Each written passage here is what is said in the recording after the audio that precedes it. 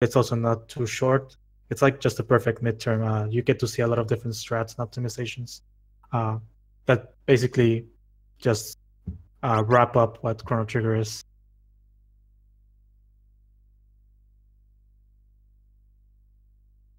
Yeah, with RPGs, it's always difficult to put on tournaments that, are full game length. A full game run would not really take that much longer, but is increasingly more difficult than the partial game run we're about to see here. Since there's a couple of glitches involved that either require you to practice a bunch, or there's a very hard boss fight at the end. There's multiple categories, but I don't want to get into that too much right now. For now, we started the game, and both runners are on their way. First thing they did, by the way, and a thing they are going to do with most characters they are going to obtain in this run, is they are going to reduce the character name to one letter, which the text in this game draws out, as you can see right here. So the less letters your character has, the more time you save, essentially. Yep. I believe Marl and Luke are the ones that save the most, followed by Chrono and Ayla, and then Frog and Robo's times are pretty negligible. Especially in Defeat Magus. Yep. So we're gonna see the first menu here. Basically what they're doing is they're setting their battle speed to 1. So the way this game works is you have to wait for your action bar to fill in order to do an attack during the fights. So basically that sets it up to the fastest speed. They set their battle cursor to memory. This basically remembers what was the last attack item tech you did, so you can just use it next time. And it also gives you the ability to hold X to attack, which is going to be the only way we're going to be using the default attacks. And then I think they both switch their controls. So this is basically preference only, but there's one part in the game where we have to switch them. So usually people decide to change them right at the start instead of changing them just for the one part we need to and then changing them back. Saves 1-2 seconds. So. And Viiman has dash on L, which is very, very, very counterintuitive, but it also works out very well for movements in this game. Yep. So they just got Marl, and they are going to basically they enter the shop and leave, so that the guards, open the way in order for you to get to Luca. And now they didn't go for candy skip. There's a skip you can do here. In New Game Plus, it's actually pretty important since you never come back here. But in this category, you'll get the cutscene once you come back. So it actually only saves 61 frames. So a second and 1 frame, which, some people go for it. I personally like to go for it just in case. Yeah, I mean, it's a free time save if you get it. So why not go for it?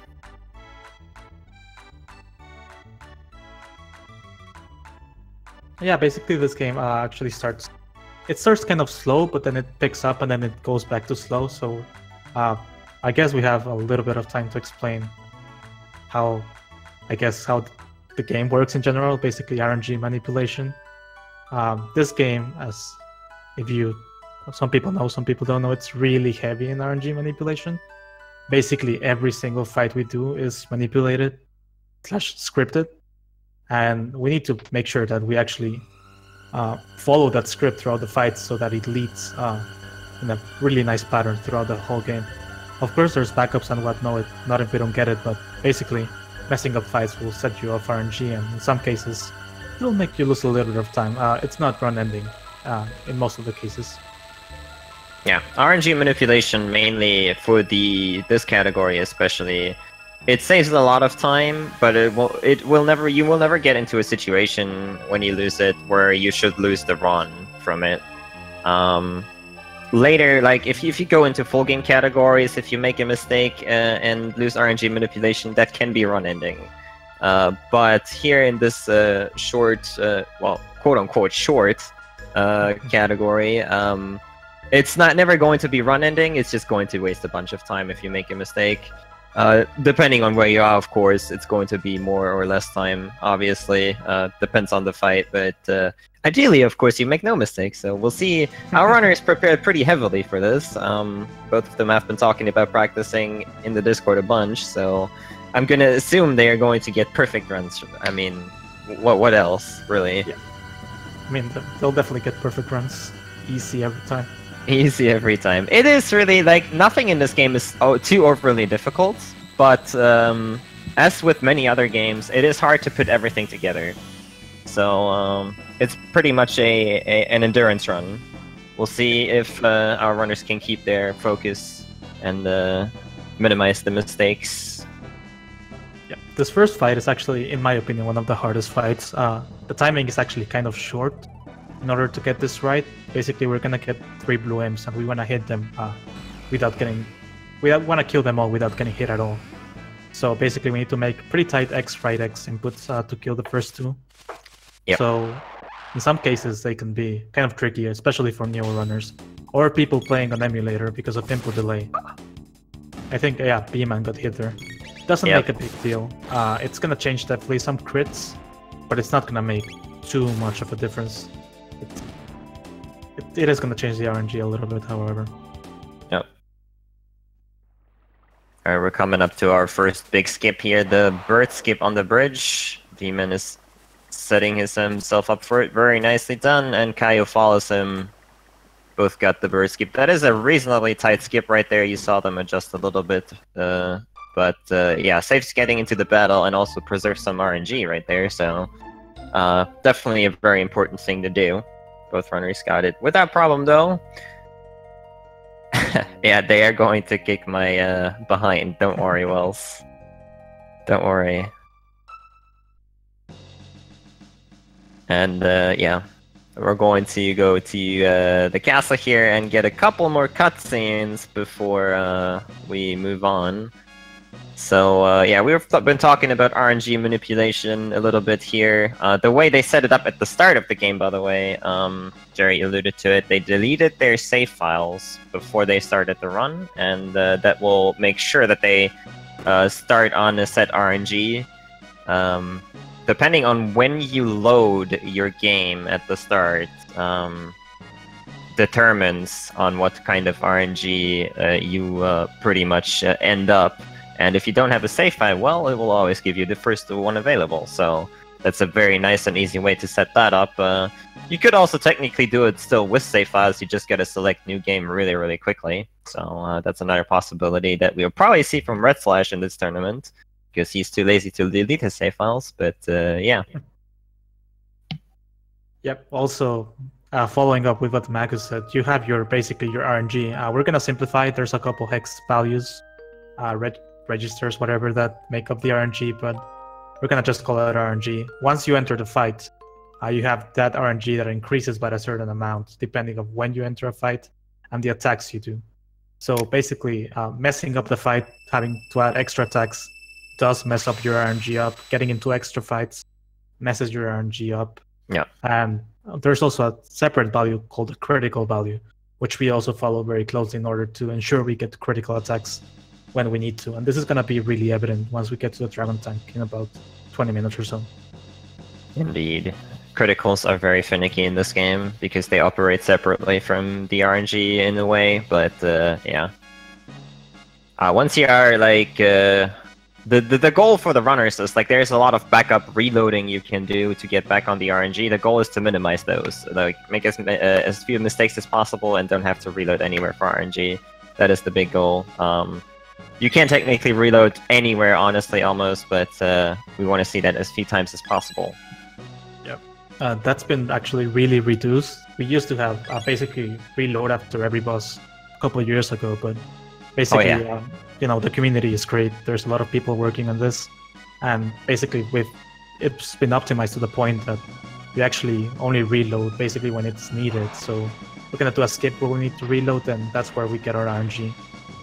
I don't think there's any point really that there's a forced reload to regain RNG nowadays.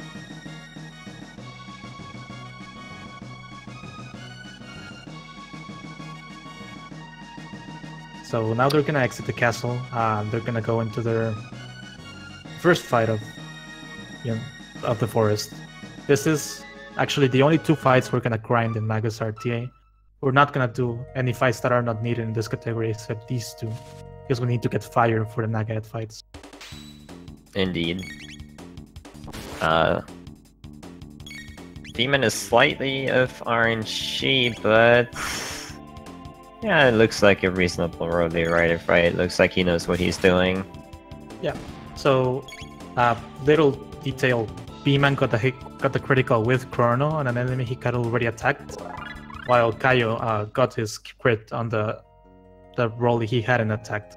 So that's what happened because Viiman actually got hit in the first fight and messed up his RNG a little bit. But Yep. he will still be fine. Yeah, like Jerry mentioned, we basically are just grinding here. In Chrono Trigger, you do learn magic by gaining tech points after the battle. So the first battles here, we want to make sure that we learn our first techs with Chrono and Luca. And the fantastic thing about Chrono Trigger is that not only do you get techs for your own characters, but if you get the right techs with characters, they can learn dual techs. And we are going to get Firewall right here. Which is a dual tech between Chrono and Luca that is obviously going to deal fire damage, and Jerry already alluded to it. The next battle we're about to see here from both runners, which are really, really close, by the way. The enemies here are not very susceptible to physical attacks, so in order to actually damage them, we will need to deal some fire damage. That is the main reason we actually bother getting Fire Whirl and going out of our way to grind. I'm actually looking at Viiman's screen. Hopefully the RNG he's on doesn't make the Nuggets do a slow spell as we know it. I think he's going to get yeah, 1 or 2 maybe. Unfortunately, you saw them attack with Chrono there at the start. That is part of the RNG manip, and then afterwards you do the Fire Whirl and the Flame Toss on KaioSekka's stream. Perfect. On Viiman's stream, unfortunately, because he had that mishap earlier, we see what the Nuggets can do to you.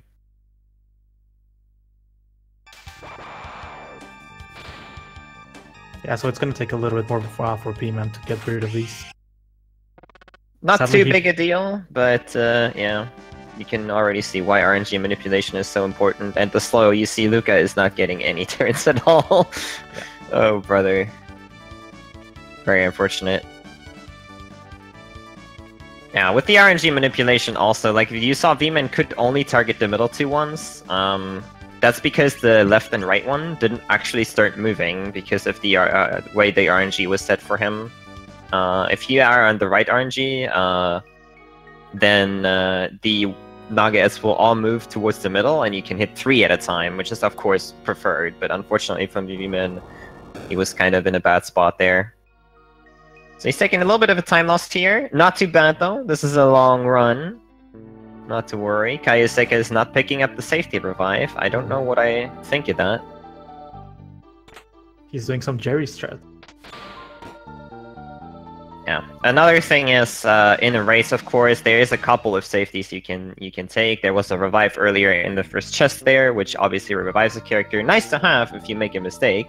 Yeah. But KaioSekka is confident in his skills. Let's see how Viiman proceeds here as he enters the cathedral himself. He is going to pick it up. Smart play.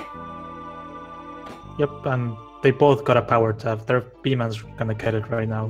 They're gonna get a power tap from this room before proceeding. Power taps, as the name says, it increases the power in your character. By 1, exactly. And even though we're able to manipulate everything, it turns out that picking up a couple power taps here and there will be very beneficial to kill bosses faster. Yep. So now KaioSekka is on the right RNG, so basically what he needs to do is target the frog, and he's gonna get 2 criticals on the Diablos in the bottom, which are really helpful, because if not, it'll take 2 attacks to kill them. So yeah, then Fire Whirl the henches, which are weak to fire. Crit the other Diablo. Viiman, we'll see if he gets the crits, you know, since we don't know which RNG he is at, since he got off it, you know. There's still a chance he might get a crit. We'll see. Okay, no crit this time. No crit for him, unfortunately, yeah. He should still be able to easily firewall. The hinges always move in the same way, essentially, so you should always be able to take them out with the firewall. So there's at least that, so now he has just to make sure that he finishes off the Diablos. Oh, we're coming to the first section of glitches in the game, Magus. You want to explain them out? Boy, do I want to explain all the glitches that are about to happen. So, if you've never seen this game, This is going to blow your mind, actually. So on-screen transitions, as you can see, it slowly fades to black. What you can do is, when it starts fading to black, you can open your menu and then close it, and then, apologies, something just fell down.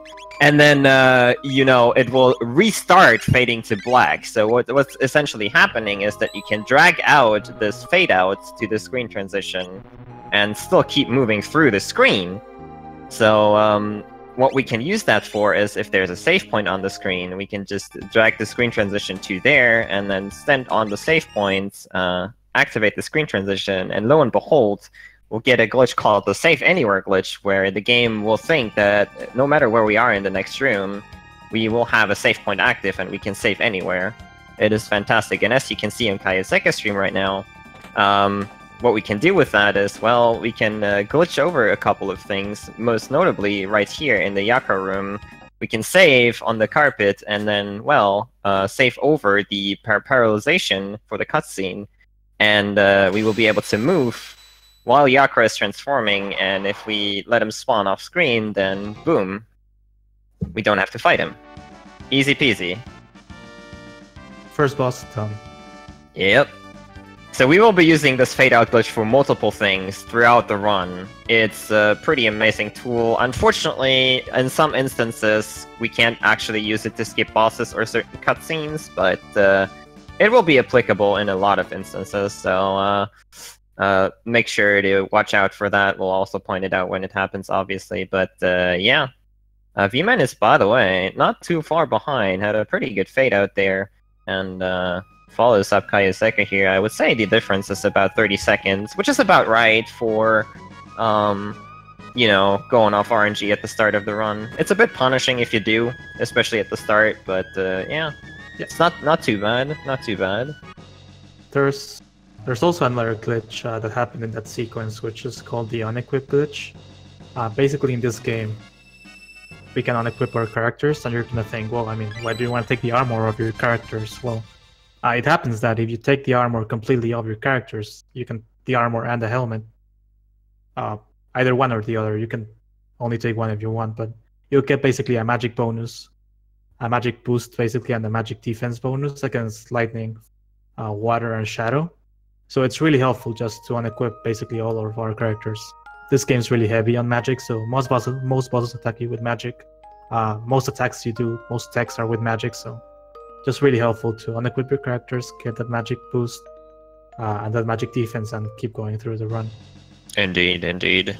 That is something they did as well while fading out, so gonna be very useful in about 10 minutes from now. Excuse me. So yeah. And I mean, it's worth pointing out that you're not supposed to be able to have no armor on in this game. Like, it's supposed to give you a beep sound that you can't actually unequip your armor. So yeah, with what Jerry just explained with the glitch, we can glitch us that amazing magic defense and magic power. Okay, KaioSekka is setting up for another little skip here. When we return to Truce Canyon, there is this little infant Poli encounter here, but if you reload the game, it will actually load the birds, and instead you can do what we call the reverse bird skip, and, you know, just skip the fight entirely. It saves a little bit of time. Plus, it's a nice way to reload your RNG. If you notice, KaioSekka and Viiman will actually take a little bit of time here to reload, because they want to land on a very specific RNG value for this reload, so it's a nice way to set up. Viiman is going a bit more aggressively for it. Kaio played it very safe there with the reload. There we go. Boom. And... touch the bird, Viiman. Touch the bird. Just have to touch the bird. There we go. Yeah, you have 4 pixels to get the skip. Yeah, the easiest way to do it is, if you don't want to do it, like, you know, in full running, you can just, like, touch the bird, like, and then hold right, and it will work, like, 99% of the time.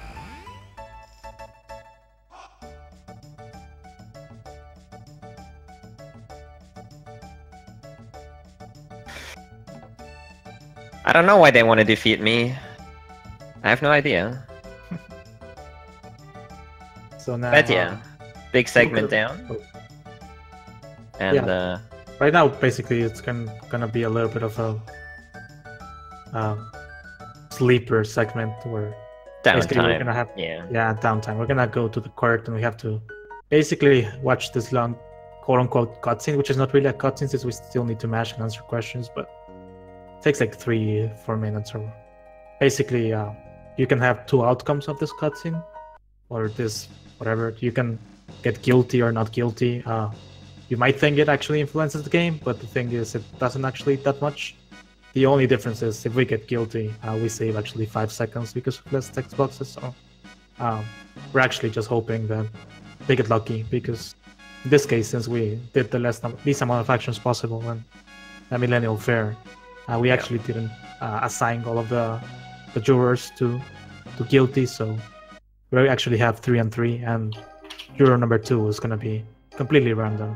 It's actually based on when one of the cutscenes that's going to play in the trial actually ends, so cannot really manipulate that. 5 seconds if they get lucky. Indeed. So like Jerry said, the way this works in casual, if you've played the game you know this, but depending on your actions on the Millennial Fair, you can influence the jurors here to vote either for guilty or not guilty. Like you can steal an old man's lunch, so you actually get a juror to plead guilty, or you can save a cat, which will make a juror be not vote for not guilty for you. If you don't do anything, which obviously in a speedrun, gotta go fast, it's pretty much 50-50, except for one of them, the second juror, is going to be frame-based, so less RNG, I suppose. Again, what Jerry said, guilty saves us a little bit of time. It doesn't matter, though, honestly, what we get. Yep. We also need to answer the questions a specific way, because if we don't, then extra cutscenes play. So basically, you need to... The first one, you need to say, Marl did it, and the second text box, you need to say that you were tempted by her richness. So, in order to avoid... If you actually say, like, no, I was not, not tempted by her, then you get a guy come out and tell how you picked up the pendant before helping her, and waste like a minute.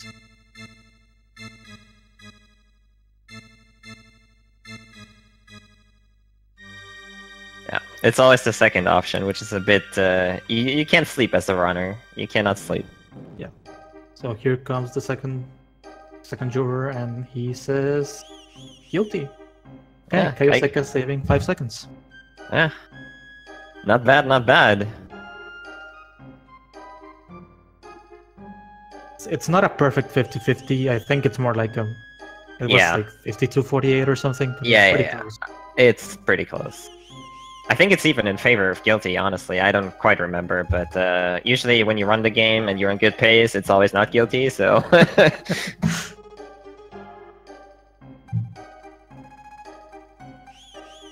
And Viiman is getting... Not guilty. Boo. More time loss. No. Yep. So KaioSekka just saved 5 seconds there on RNG. This game doesn't have... You might think RPG, lots of RNG, but because of RNG manipulation, we can really just minimize most of it to like basically this and then one crit later on. And there's kind of a big one with a fight in the future, which we'll talk about later, but other than that, there's like not that much RNG. It's mostly execution based. Yep. So the reward for getting not guilty, by the way, for those who don't know, you will get an ether in your jail cell, which we absolutely don't need and don't want. So there's nothing that we can do with that one.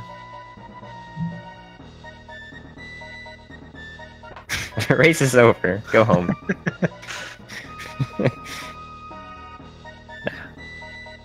So they're gonna go to the prison now. The prison is actually a pretty fast section. They actually don't do any fights until the Dragon Tank. If they play it correctly, it's a really intense, probably like around 1 minute if you do it as fast as possible. So we're gonna see how they perform. Yeah, this is a very scary segment for a speedrunner. We talked a lot about RNG manipulation. Unfortunately, there's a segment here where you have to knock out guards, and those are random. So you have to catch them off guard, haha. And Well, they turn around randomly, so that's going to be interesting to see how our runners handle that. If you get into a guard fight, you'll be off RNG, and that will be very devastating for the boss fight that is upcoming. So there's 2 guards we need to knock out later on. So we'll see. First check here for KaioSekka. You want to cyclone this first guard here. And if it hits for 60, you are all set for the RNG, which for Kaio, that's the case. Very nice. Viiman is going to take a safety save here for a potential reload. Smart play. Yeah, that's one thing that definitely appreciate in tournament races or just races in general, like the safety saves. Because in case you fail or you're off RNG, you can just reload there instead of maybe in some cases, dying and losing the run. Because Dragon Tank can be scary if you're off RNG sometimes. Yep. So you see KaioSekka again using the fade out glitch here in order to go to the middle of the bridge. You're supposed to get into an encounter with 2 guards there, but if you enter that tile where it triggers the battle with the 2 guards, it will set the flag to that you actually already have done the battle, and you'll never actually get into that battle, hence preserving your RNG. It's actually a bit slower than fighting them, but it gives us more favorable RNG for the boss battle. So Kaio, by the way, with amazing guards here. Holy moly. Yeah, that was amazing. That was really quick. Very nice. Very nice. So yeah, basically those cards, I think the first card turns in 3 directions. The fastest he can turn is 24 frames in each, so 48 frames less than a second, which basically means if they want to catch you, they will. But usually you want to wait until they're, just looking to the other side before you start running towards them, just to have a little better chance. And this guy only 2 directions and 48 frames, as a minimum. So if he wants to catch you, he will. Indeed. That Viiman gets through, yeah. Also worth noting, they are talking to the guards after they knocked them out to get a mid-tonic. Kaio did not get the 5 mid-tonics from the officer. We don't need those mid-tonics in general. It's a very nice safety to have, especially for a race. Viiman getting the last fade out while Kaio is setting up or getting into the Dragon Tank fight. Also not safety saving, by the way. Yep. So here's where you're gonna see RNG manipulation and in full force. Chrono's gonna get that first crit. That's all manipulated from the RNG we've been carrying since we reloaded for reverse bird skip. And basically the strat we're doing is actually killing the head first. You're usually sort of not supposed to do this. You're supposed to kill the body first and then the head.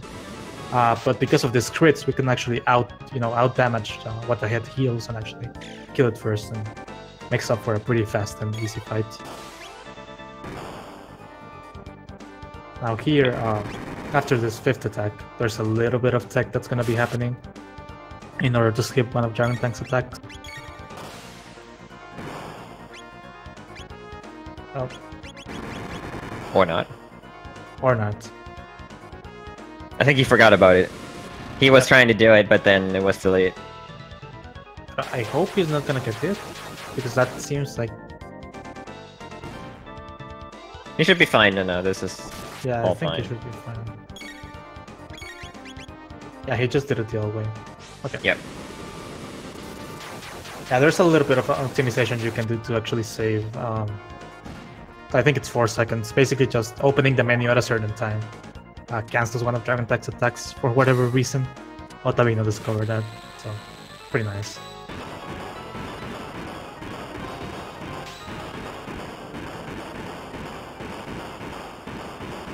Yeah, so pretty excellent fight for Kaio there. No mishaps. Viiman is on his trail though, having the RNG manipulation in place just as well. Getting his last fire whirl, and he's out. Very nice. Okay, nice. So both runners with a pretty decent prison, honestly. Yep.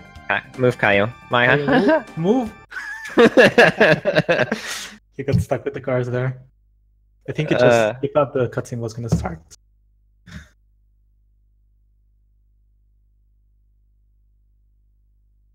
Yeah, pretty good times to be honest. 28, 29. Pretty good. Yep. Pretty reasonable, definitely. They are also picking up a shelter here, which is essentially, if you know Final Fantasy games, it's essentially a tent that you can use on save points or the world map in order to heal your party. You can see a small little skip on Viiman's side there, which Kaio also got, I believe. You can nudge on the right side of the guards there to not trigger the hex box, which saves you 2 seconds. Not too bad, not too bad. Yeah, Kaio actually didn't get it, so Viiman saved a little bit of time there. Ah, I see. Okay. And now we're going to my least favorite area as a speedrun, the future. It has some pretty cool stuff, but it can actually be pretty tricky, actually. It seems pretty easy, but it can get pretty tricky sometimes. Now, the future is definitely one of the worst parts of for a runner, anyways, because you have to keep the manipulation for the next 15 minutes, and there is really not a whole lot going on, but if you make like one small mistake, you are going to lose a lot of time at the end of this future segment, so you're always on edge, essentially, not to make a movement mistake in a certain area, so we'll see how our runners handle that. And at the end, you have the R series fight, which, in my opinion, if you're gonna mess up a fight in this run that can actually have potentially a chance to kill you, it's that fight. So definitely, yeah. It's not hard per se, but if you are a little bit slow, or you get a bad pattern combined with a little bit of slowness, you'll get completely destroyed if you don't pay attention. Indeed. And why that is, we're going to talk about that once we get there. First of all, Kaio is going to start moving through lap 16. And, I see. Okay, he's not going for... Yeah, he had a bit of struggle there. So, lap 16 has these little rats running around, which actually steal your tonics. And then it pops up the box that says, stole a tonic. Or, if you don't have tonics, money. And as long as that box is up, actually, you can run through encounter tiles without actually getting into an encounter. So a little bit of tech here is actually to purposefully get your tonic stolen from you or your money, and then, run through just faster. Viiman got the tonic stolen at the start there as well, has to run around. But using that in order to skip over battle triggers in a more direct way saves you a little bit of time right here, so it's a very nice piece of tech. We are also picking up a couple weapons here, including an accessory called the Berserker, which, Chad, what do you think a Berserker does to your character? I mean, it probably calms him down, right? Yeah, that must be it. But that's going to be a very, very important accessory for the run. Yep. Luckily for us, there's actually 2, so... Indeed. We're gonna be able to basically, we never use the 2 at the same time, but it actually gives us the chance to actually use it a little bit more. So KaioSekka with a little menu here, basically equipping Chrono and Maro with the items and the Berserker they just got. Also, in this room, the Guardian room, if you try to open the menu, the game triggers a fight. So basically you get this alarms and stuff, and the game, you as a casual player, you probably think, well, I must heal, there's something here. You try to heal and open the menu and you get into a fight, so that's why we changed the controls at the start of the game. Or, if you don't want to change the controls at the start of the game and you want to play default, you can just change them before this room. Put your menu to whatever other button you want. Use that and then change it at the end. So basically the game checks only for pressing X, not, the remap you do. So as long as you don't press X, you're completely fine. And you skip a boss fight. Well, not really a boss fight, it's a pretty easy fight, but annoying. Takes a while. Yeah, and Viiman actually caught up a little bit here. Had a bit of a smoother menu and skip right there. Kaio had a bit of a struggle because he also had to reset his controls. Oh, he almost didn't get the rat. I don't know if he did it on purpose, though. I've seen some people do that. Now you have to catch the rat in order to operate the console to open or get access to the door on the right there, unfortunately. If you don't catch the rat, then, well, it just plain won't work, even if you know the button combination for it.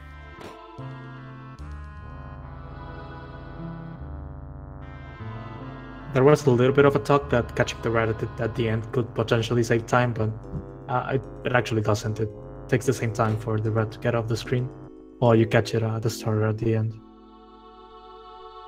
So KaioSekka is going to do a little bit of a fade out here. And this is going to skip the first part of a cutscene. You still have to go in and watch the second part. The first part is basically you get the the video of Lavos destroying the world and whatnot. And the second part, is when you're talking about saving the world now. But you gotta go back and watch the second part. If not, the story will not progress. Yep. Still saves it over a minute because the first part is really long, so... Yeah, it's really nice we can at least skip half of it.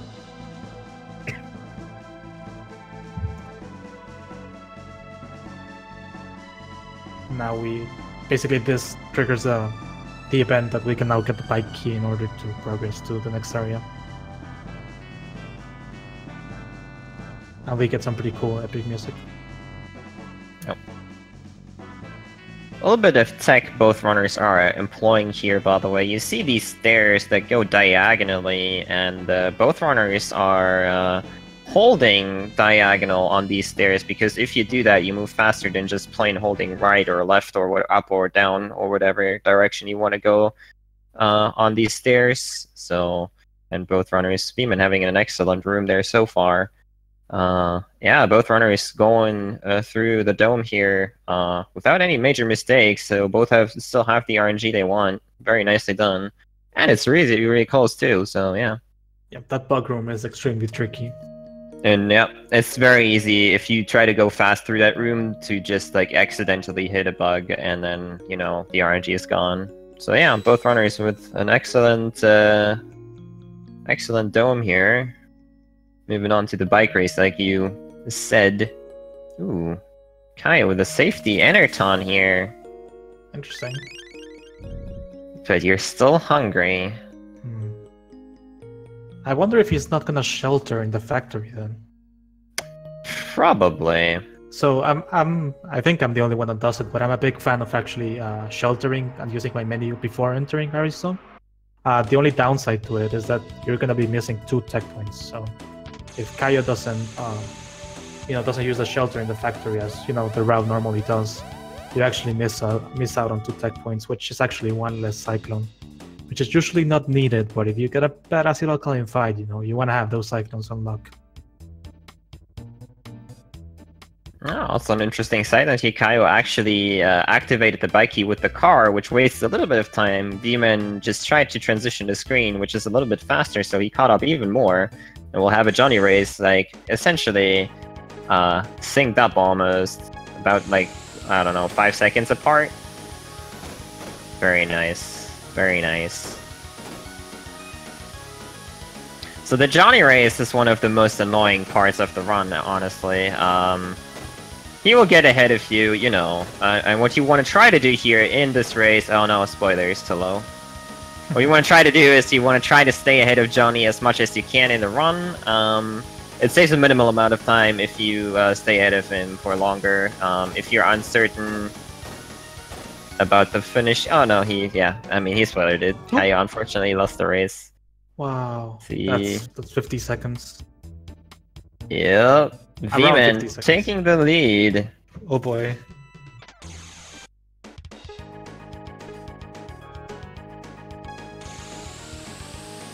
Just like that, Viiman's ahead now. It's fine, guys. For those who don't know, the world records in this game have to have a failed Johnny race. So Kaio essentially just setting up a new PB, okay? Yep. And actually, I think, it was a Red Slash world record, right? That had a close Johnny race. It was more than one Red Slash world record. But yeah, I remember that one. That was a good one. Also, Ottavino in the finals of the tournament last year actually lost the race. not last year, 2 years ago, and he actually still Yeah. managed to win. So Yeah. it's not over yet. Viiman is actually doing this fight a little bit differently, but he still got through it. So Yep. I We don't- have I the don't- Berserker on Marl actually, and Yeah. I'm going to quickly explain what the Berserker does. If you can't, you know, explain it to yourselves, it berserks your character. Oh my god! Who would have thought? But in Chrono Trigger, if you know Berserk from Final Fantasy games, you think, well, that's kind of nice, you know, more attack. That's pretty cool. In Chrono Trigger, the Berserker is even better, actually. For one, not only does it raise your attack power, but it also raises your defense, which is amazing. Secondly, since we do RNG manipulate and we do use Battle Speed 1, the Berserker has, whenever you are berserked, you get to attack faster than even holding X. So for manipulation purposes, it's a very nice tool to actually get more attacks in than you normally would with holding X. So we'll be using the Berserker in a couple of other instances where it's going to be really, really useful in that regard. So yeah, it's even more overpowered than in any other RPG I know, honestly. So a very nice tool for getting out damage or more attacks per turn. So Also, with how RNG manipulation works, it's really nice because, as Magus said, we can get more attacks in, and then if we open the menu during the Berserker animation, RNG doesn't advance when we have menus open. So it's pretty nice that we get, you know, it gives the fights like a nice flow, you know, opening the menu during the animations, you know, doing your attacks. When that's happening, we're gonna see that, for example, when the massive fight comes. I think that's the first big example, and it also happens in Nisville and in Flea. So we do use it quite a bit. Yeah, it's not a small boost either. It's 150%, so it's not like, yeah, 25% more. No, 150, my friend. Both racers are actually renaming Robo, which for a defeat Magus run, not really that necessary since Robo doesn't get mentioned too much further on, but I guess smart safety save from Viiman before entering the factory here. Well, I guess it makes sense. Since I think he's off RNG because I saw he did the Bugger fight a little bit differently. So he might be worried about this fight, but there's actually a save point after this room. No, definitely off RNG. So the acid and alkalines here, the acids are the red slimes, the alkalines are the green slimes. The red slimes have 10 HP, the green slimes have 9 HP. The problem with these dudes is that they have really high defense, especially the red ones. You'll see Chrono crit for 2 damage, which, you know, that's not very ideal.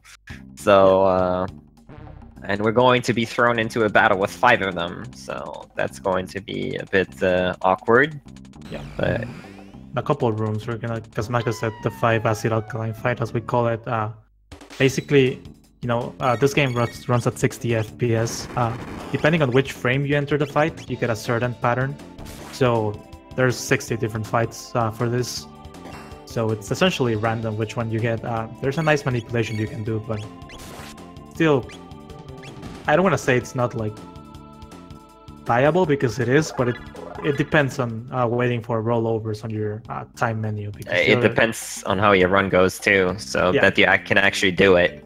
Because you're using the in-game timer essentially in your menu. You let that roll over, and that will tell you, all right, I can go into the next room now, so I will get a decent pattern. What we're hoping for here, by the way, as Viiman is approaching the battle, is the ideal scenario is 5 greens because they have less HP and they take more damage. The more of the same, the better, honestly. So if you don't get 5 greens, this is a pretty ugly one. The problem is that if you attack a green one that is close to a red one, then they will do that. Yeah, they will counterattack.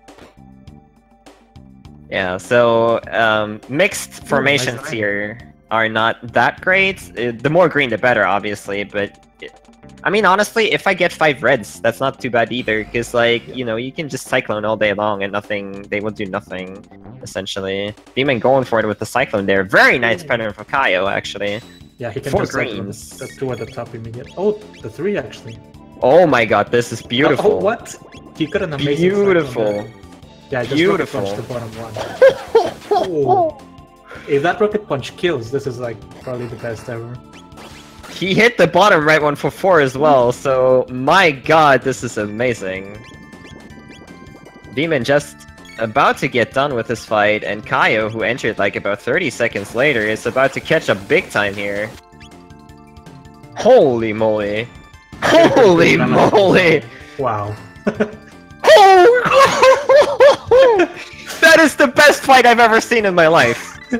He caught up. Wow. He's caught up now. Wow. Wow. Screw 5 greens, that's the pattern I want. Oh my god. That was glorious. Wow. That was legitimately the best fight I've ever seen in my life. Wow. It's also really common when you attack, especially the orange ones, to hit like once all the time. You know, I've seen runners who get one like 6 hits in a row. Robo actually hit a 7 on the orange one. That's pretty rare. That was a really good damage rolls, really good pattern, really good fight for Yeah. overall. He also killed all greens with 2 cyclones only, which is not guaranteed because Chrono can hit for less than 4 or 5 damage with the cyclones on even on the green ones. But man, yeah, losing the Johnny race, man, losing the Johnny race, RNG manipulation. On the bright side here, even though Viiman had a bit of an ugly fight, the race is really close again. So I'm really liking that as a viewer. I'm sure Viiman doesn't really like that as a player, but you know. Hope they remember to heal. Mm-hmm. Yeah. Kaio's doing it. I think Viiman checked his menu and he was fine. And we're getting essentially synced our series, so that's very nice, very good. This is what I wanted for the first race of this tournament. It's pretty good up to this point, and we're just about, like, not even halfway through, so yeah. Why can I never get those patterns, dude? It's like, if you're on good pace, then, you know, You never it never get it. happens, but then you make a mistake and you go into that battle and it just goes perfectly. Yep.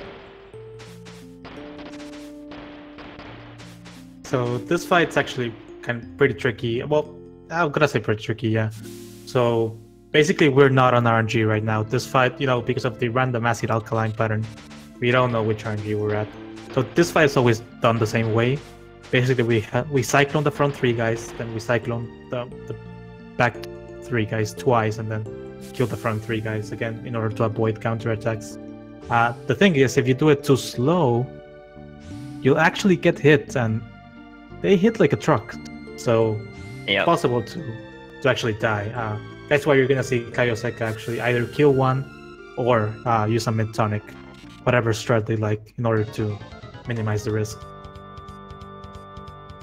Yeah, so here we go. Again, we cannot manipulate this battle because of the 5 slime fight before that. I mean, you can technically, but, you know, nobody is He going even to had do a little that. bit of a slow menu, so you're gonna see he's actually getting hit before using his first cyclone. Yeah, he's going to pack out the Metonic probably. Yeah.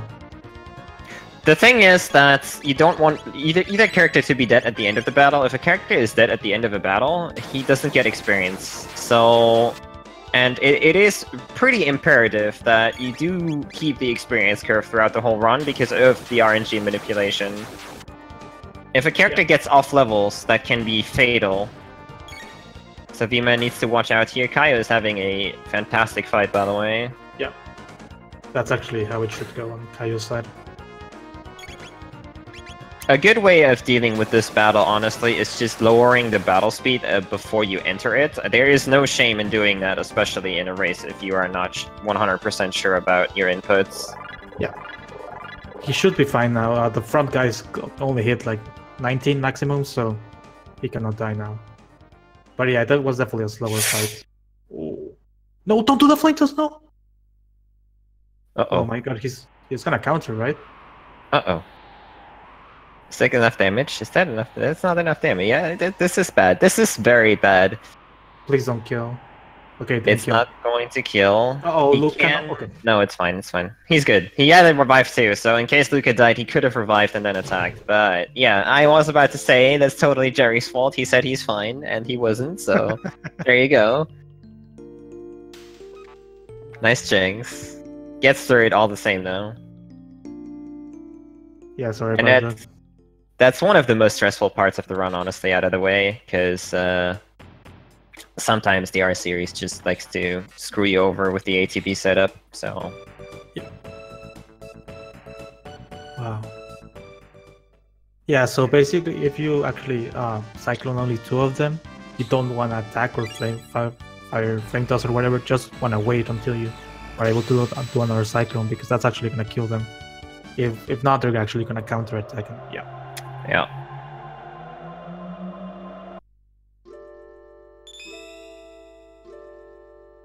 You know, he survived though. He doesn't lose 6 minutes. It's Yeah, happening.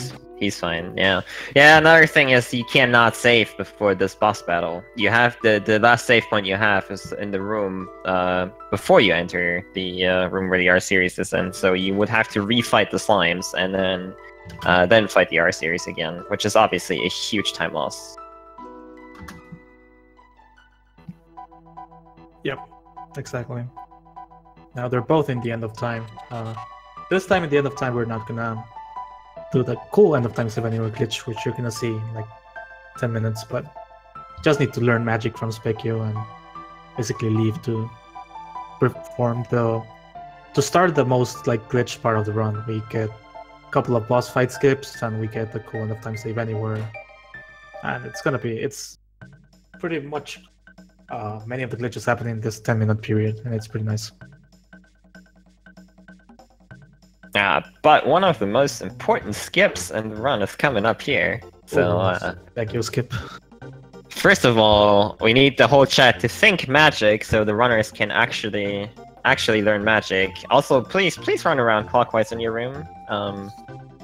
I mean, I'm not going to take responsibility for anything bad that happens to you doing that, but we need the power for the runners, so 3 times, please.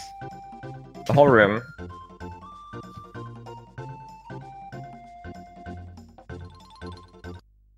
Alright, Kaio got it.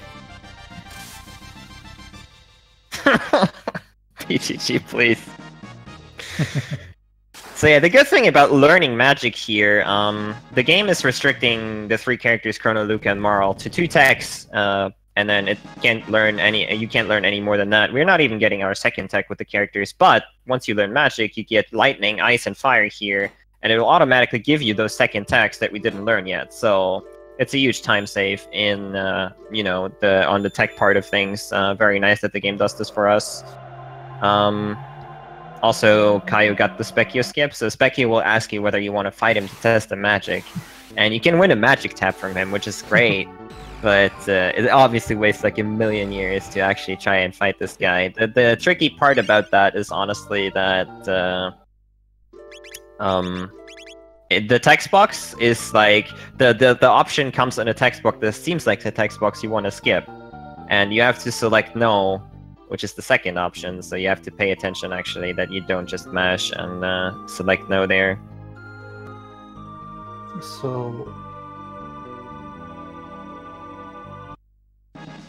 Kaio's taking a different tab route. It's all right. Yeah, well, it's different because it's just Magus RTA. So picking up the speed tap here is slightly faster from what I've heard. Oh, interesting. He kind of messed up Cake and Dash, but yeah. Let's see, Viiman. I don't know why he has Robo there. He's never gonna learn Antipode before the fight in the 65 million BC. He might just laser spin. Oh, maybe, yeah. Again, Kaio is a 100% runner, and in 100% you do use slightly different setups here and there to get tech points for different things. Because, you know, you play the game for longer, you want different techs the longer you go. So he might be just used to that and use a slightly different setup for certain battles here. The thing with dual techs is you don't just automatically get dual techs for characters whenever, you know, they learn their single text. You have to finish a battle or win a battle with those two characters also being alive in that same battle. Then you will learn the dual tech if you have the pre-requirements. So, like Jerry mentioned, Kaio missed out on a dual tech with Luca and Marl. Antipode, which we usually use in a spot later. We'll see how he will handle that. But there is ways to handle that, but it will lose him a little bit of time. You can see the fade out again here on Kaio's stream to skip the first battle here. Then we'll have a tight battle skip right here. You want to hold just down there to get over the battle trigger, and he did it masterfully, very nicely done. If you hold left there too early, you will get into the battle, so that's good. And now for another boss skip here. It's going to get the save anywhere. By the way, the worst save anywhere to get, in my opinion. I hate the save point. Yeah. Okay. And one of the trickiest boss skips right here, and he's going to use an older setup here. No shame in that, honestly. We want to skip the Hecarim boss battle right here, and the way that's going to work, we are going to save right on the trigger, and when we reload, it's going to push us over it. But it's a pretty tight one. Yeah, you heard. That should do it. Yeah, honestly. No, go ahead. Oh, that setup he's using is actually a little bit easier than the other one. Actually, yeah, gives you three frames to open the menu. Yep. So saving on the right here, Viiman does it as well. You can just like go from the entrance, but you have to do what we call a B release in order to hit D, or like be able to save in the right spot, which is a bit more difficult than just setting up in the corner there and dashing diagonally. Viiman seems to have got it first try there, maybe. Second try. Kaio. There we go. Okay, yeah, and Viiman didn't forget to also switch characters here. You do want to have Robo in your party for this skip, because that will give you less text boxes. But yeah, Viiman did catch up slightly here, just a little bit. Now we're gonna see if these guys do it. I'm pretty sure they will. End of time save anywhere, so you know how we can fade out our room and then stand on top of the save point and then let the transition take us out, and we have save anywhere. We can save anywhere we want. Well, in this case, we're gonna use a little bit different strat in order to achieve this. We're gonna basically store a pillar, and then use the heal bucket at the same time, and then it's gonna take our characters flying away. We're gonna be able to interrupt that and then stand on top of the save point before we leave. So it's gonna kind of tricky to explain, but you're gonna see it on Kaio's screen. You gotta get the position. You're gonna walk there. You're gonna close it on the right frame. Oh, he's doing it bufferless. Okay, he got it. You have to wait until you hear the beep. There you go. You hear the beep. You don't need to start moving as soon as you hear the beep. You change your team down on top of the save point. Lots of time saved. Yeah.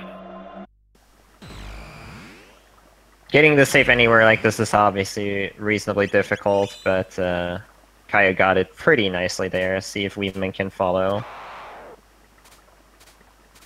Nope, Viiman got locked out of the menu, unfortunately. So you will have to get the save anywhere the old-fashioned way. I mean, I honestly recommend the pause buffer. It makes it 100% consistent. You have so many frames. Just be a man, dude. I mean, pause buffer. It's a speed run, dude, not a buffer run.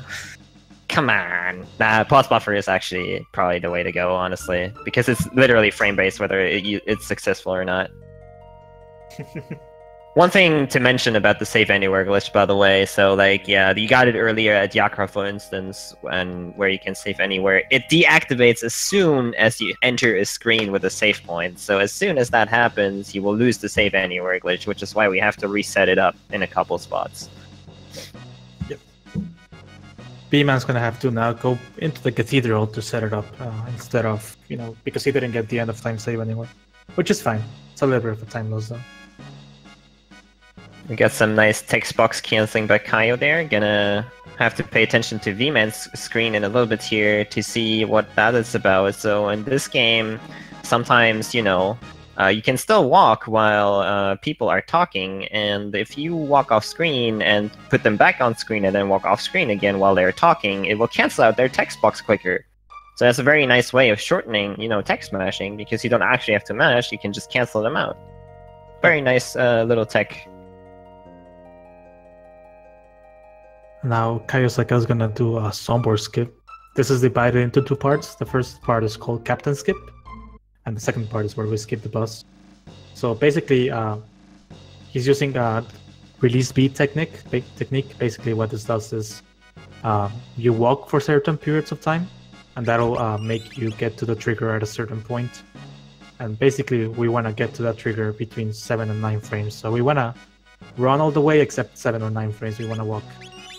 He missed it, so he's going for a little bit of a different backup, which I'm not very familiar with how it works. Yeah, he got it there. Yeah, this is go for the second part. Yep. This is very tight, like Jerry explained. You have to be on a very specific movement pattern here in order to actually be able to save in the right spots. But yeah, the second part flawless. Kaio through the Zombar skip as we see Viiman setting up the save anywhere in the cathedral. The second part is way easier, so. You say that. It is.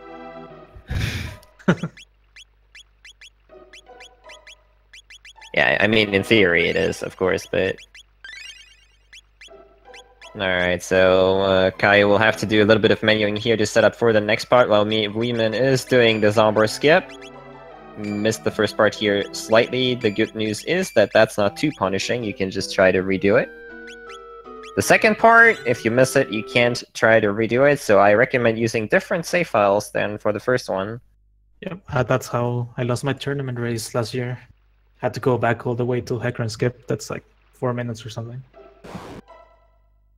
It happens. Should've just fought Zombor. I guess I should, right? Might have been faster.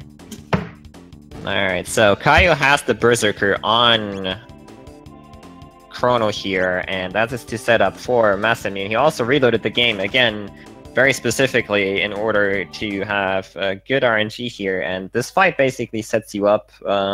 Chrono will attack, and depending on how much damage he does, you have to react in a certain way, and then either run away, or I think there's also one setup where you have to kill the encounter, actually.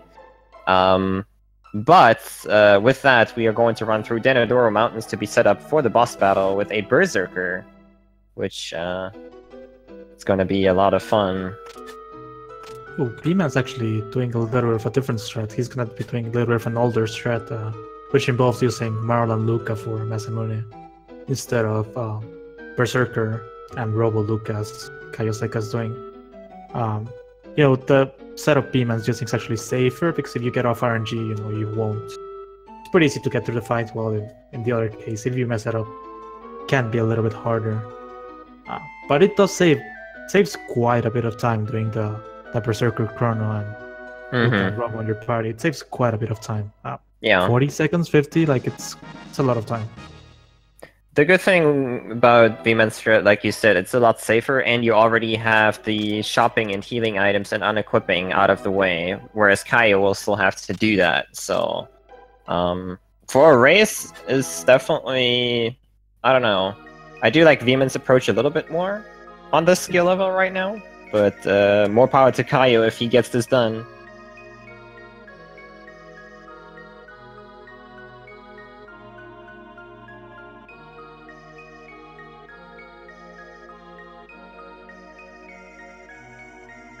Yeah, Kaio's been doing 100% quite a bit, so I assume he's done quite a bit lately.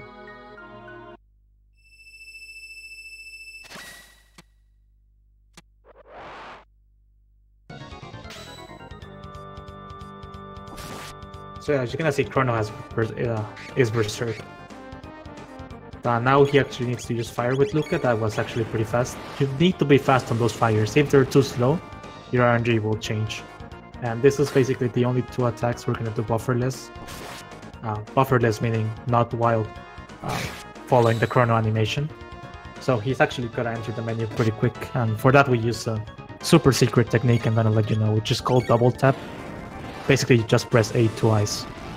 And that's the technique we use to get to the menu quickly. If you actually press A, if both of your taps go in, you go into the menu, you select your tech, but you don't use it. If only one goes in, then you go into the menu and you don't get hit. So don't tell anybody I'm telling you this. It's super secret. Super secret, dang.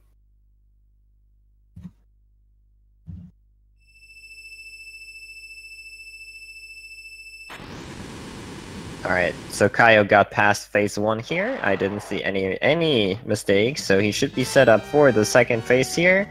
And, well, if you know the game, you know that Massa and Mune, after a while, they will actually charge up for a big attack, and you can only cancel that with Chrono Slash. Now, Chrono is berserked here, though.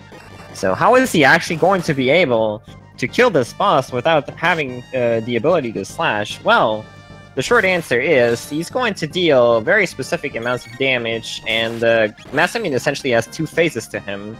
And, you know, the scripts work in a way where, you know, for phase 1 he's going through a certain pattern before he charges up. And then in phase 2 the same thing happens, he's going to go through a certain pattern and then he charges up for that attack. What the aim of the manipulation is that we basically drag it out for a pretty long time right before he starts charging up for the big attack. And before we do that, we push him over an HP threshold that will push him into phase 2 and will essentially reset his AI script, so he will restart just hitting and whacking on people. No, Kaio. He got bad ATB, so he should have waited a little bit there. There's this thing called... Yeah, there's this thing called good and bad ATB. Basically, during one of the mass attacks, you need to check your ATB. If it's a little bit low, then you need to wait a little bit. Yeah, and unfortunately, what I just mentioned came to fruition here. He didn't push him out of phase 1. He did heal, that's good. Yeah, you want to... I think you want to heal Chrono. No, don't use the heal. That doesn't cure him. Oh my god, is Chrono dead? He's dead. Chrono's dead.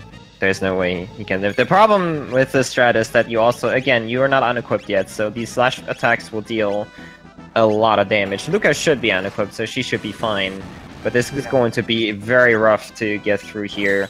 Additionally, Chrono is going to miss out on experience, and I don't know. That could be potentially very bad for the future, but yeah, send your energy to Kaio. He's going to need it. He also has no revives. Robo's not unequipped yet as well, so... I reload right now.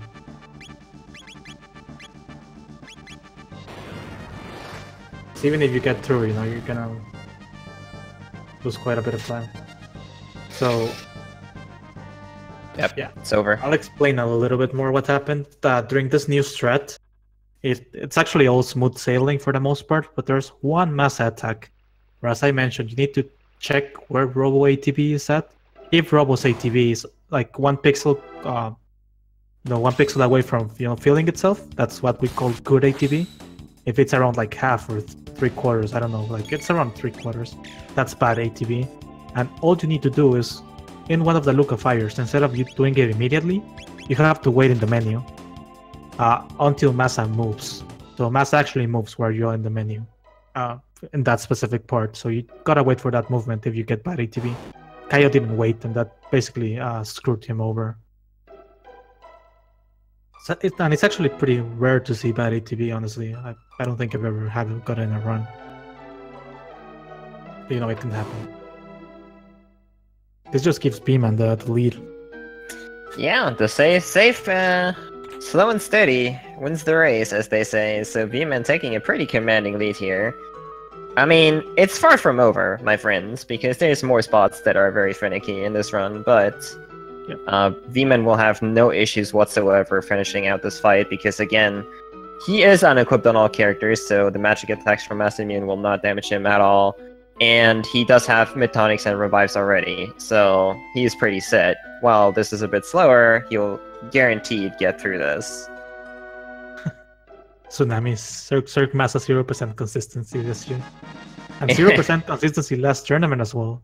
Because the only player that went for it last tournament was Kehanort, and yeah, he had a little bit of trouble there. If I remember correctly, No, this is not like a new strat. It's actually, yeah. I think when the past tournament was going on, it was actually just fairly new. That almost wasn't a nobody strat used back it. then. Yeah. So it's like 2 years old now, and it's actually been optimized so that it is more consistent. Yeah, the optimizations are essentially new, relatively new, I should say. Apparently, opponents did it against Red Flash. My apologies. You're not in this tournament, so I didn't want to mention you. Excuse me, Abonis didn't sign up? What? No. Wow. He cowered out. Wow. He said he didn't want to face all Magus. I see. Oh, that makes sense. Alright, and Viiman getting the job done while Kaio enters for round 2. Let's hope Kaio has better luck this time.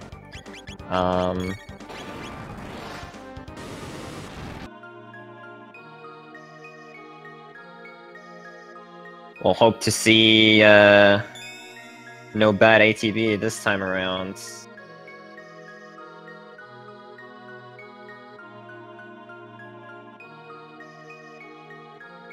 The problem with this strat is too, like, once you go for it, you're committed, so you can't just, like, you know, go back out or anything like that.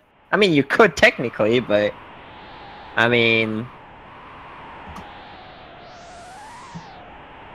Yeah, fun fact, this is Germany versus Germany right here on screen for your viewing pleasure. Yeah, actually, that's true. I think Germans, Rigged! we have a lot of Germans on the tournament. I know Punk is also German. And Magus, of course. There might be some others there. Alright, we're in the second phase here for Kaio again.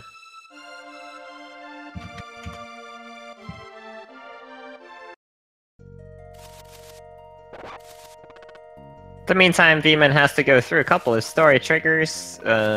Got the hero medal from Tada, and is going to go visit Frog, and then has to hit a couple things up before he can continue his journey. Let's see here.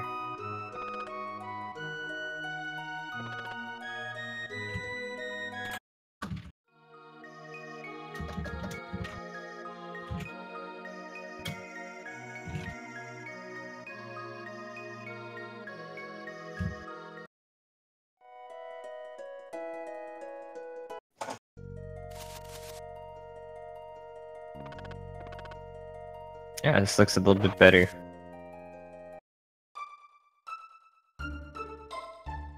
If you saw Viiman's screen there, you might be wondering how did he walk through enemies? Well, they have a pretty bad hitbox, so you actually can walk through their sprites.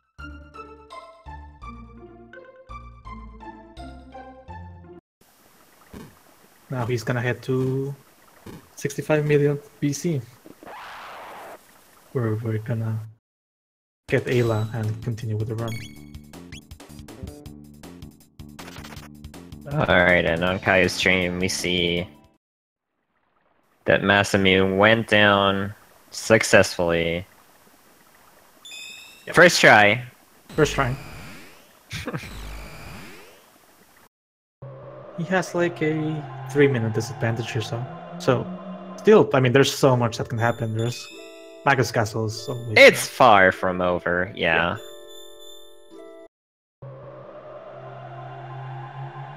Oh yeah, Viiman needs to make a pit stop in Merina Village to talk to Melchior. Well, we don't really care what he has to say, so we'll just fade him out. Indeed.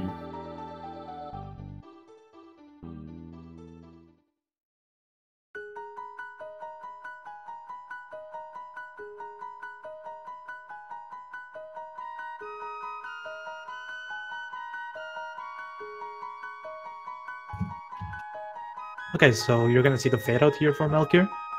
If you wanna check if you got it, you can do what Viiman's doing. You basically save, and if the chapter changes to the rare red rock, that means you actually got the, the fade out correctly. If the chapter doesn't change, that means you didn't talk to Melchior. That's an extra check you can do. Loses a little bit of time, but if you wanna be absolutely sure, you can go for it. Now KaioSekka is doing his menu. So Viiman did save a little bit old strat safer from a couple of years ago that does his shopping before Masamune, and this one does it after. And you see Kaio actually use the speed tab on Luca there. That's actually 100% strat. He got actually an extra speed tab that you don't really need to get for Magus RTA. You can either get the one in the house or the one in the mountain. So you basically get to pick. You're gonna see Viiman actually. Oh, he missed the slash there. So basically on Viiman's screen, for the 5 red light fight, you wanna slash 2 of them, and in order to get them aligned correctly, you have to use either a visual or an audio cue. And if you miss that cue, then the 2 guys on the left are not gonna line up, so Chrono can cue with a slash. And you gotta do an extra slash at the end. It's just like a 5-second time loss. Not too big of a deal. RNG doesn't change here. RNG is actually pretty lenient here, so there's not much to mess up really. This fight, you can actually do slash and flame toss, slash killing 2, flame toss killing 2, or you can do a little bit faster, which is slash slash, as Kaio's doing. He's pretty good. The timing for that's actually pretty tight, so you will actually get hit sometimes.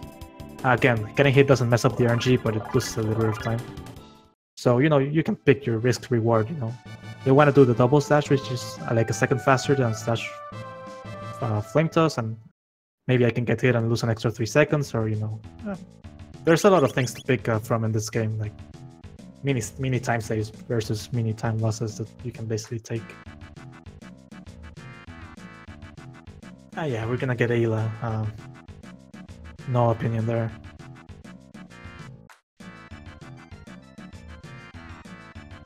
And then we're gonna move towards the party section. So I hope both of these guys remember to take Marl of their team. Ooh, Viiman getting into an extra fight there. Let's hope that it's not going to have too much of an impact. I think he could be fine, depending. I want to say the RNG here is relatively lenient, if memory serves right, but we'll find out. Yeah, I know it's pretty lenient, but I don't know if for an extra fight lenient. Don't know from the top of my head either, so we'll have to watch out for that. It's not a big deal. There are backup loads, so he might just employ one of those. Also, Nisbel is pretty easy, so even off RNG, Ayla only needs to get 2 crits if you're using the mash strat in order to get the 1 cycle, or I guess it's 2 cycles technically. So you can leave it to luck, but because we are unequipped, Nisbel attacks, which are lightning based, are gonna do basically no damage. If you play this game casually, Nisbel usually will hit you for like a couple hundreds when he releases lightning, but since we're unequipped, he hits for like 20 at the most, so it's not really dangerous. And the reason we wanted to take Marl off the team is because Marl actually wants to party. So she actually talks with Ayla and then makes you dance, so you have to dance with her. And then you can actually leave. With Robo, you only have to wait for him to get drunk or whatever he's doing, and then talk to Ayla. Way faster, way faster. Yep.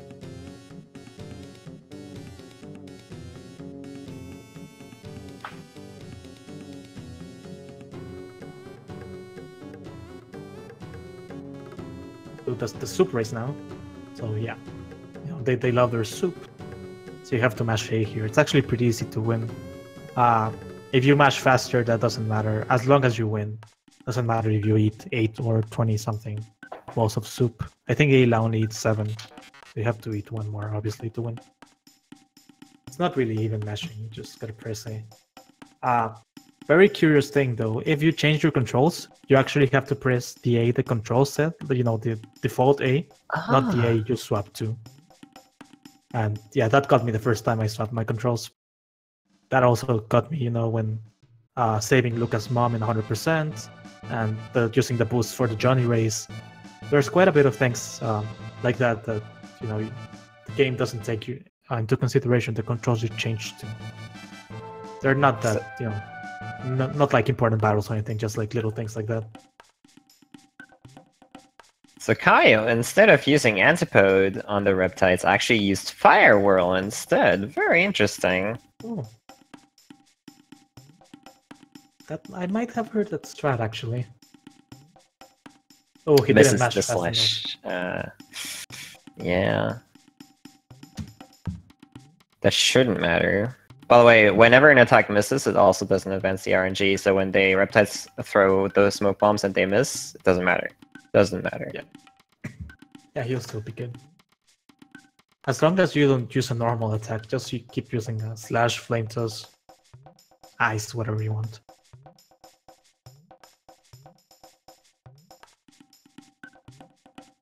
So Viiman's going to this area. You saw him actually taking a little bit of a detour there. There's actually a long detour. Doesn't have to be that long, but you know, he's being safe. There's a lot of fights in that area. He got through it perfectly.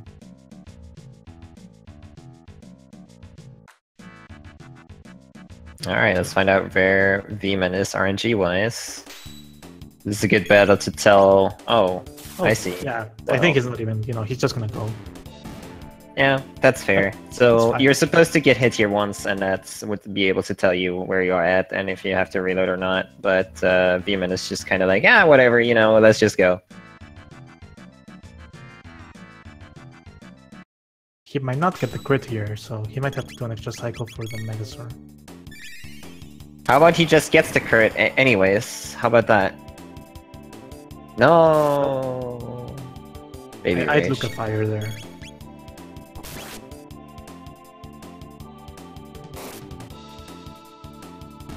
Oh, okay. Took an extra attack. Still got through it pretty nicely. Alright, Kaio also remembered to swap teams, and yeah, Viiman is about to come up to the next boss battle. Just gotta have one more encounter that we are going to be running away from.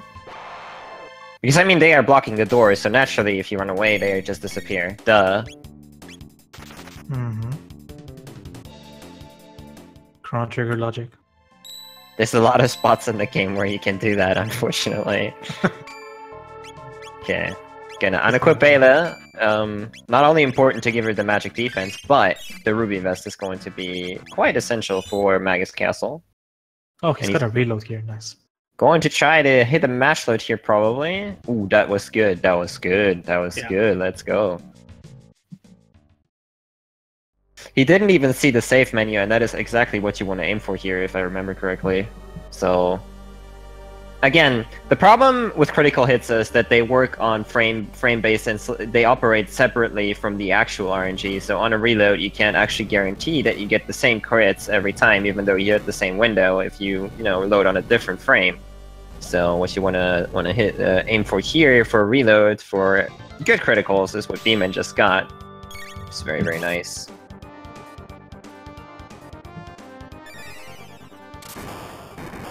So Nizbel, again, his defense is through the roof. You have to hit him with lightning once, so it lowers his defense, and then you can attack him. Having the Berserker and Ayla here, beautiful. Immediately a crit. Having the Berserker and Ayla here makes her way, way more powerful with her attacks, and as you can see, the 400 damage with the criticals, very nice. Yeah, this should be a very good fight for him here, right here. Amazing. So Nizbel will gradually release the lightning, as you can see right here. Viiman should have probably waited there a little bit, but yeah, that's fine. Wasted crit.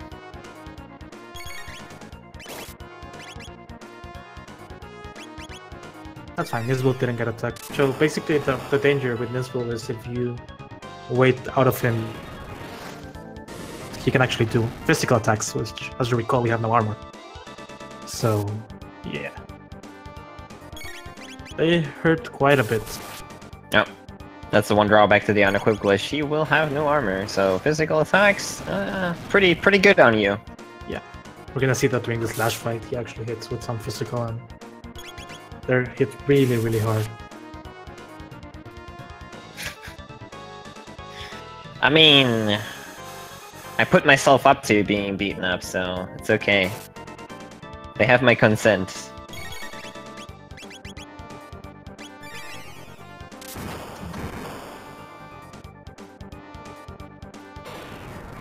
Alright, Viiman should be reasonably close here to finishing off Nizbel.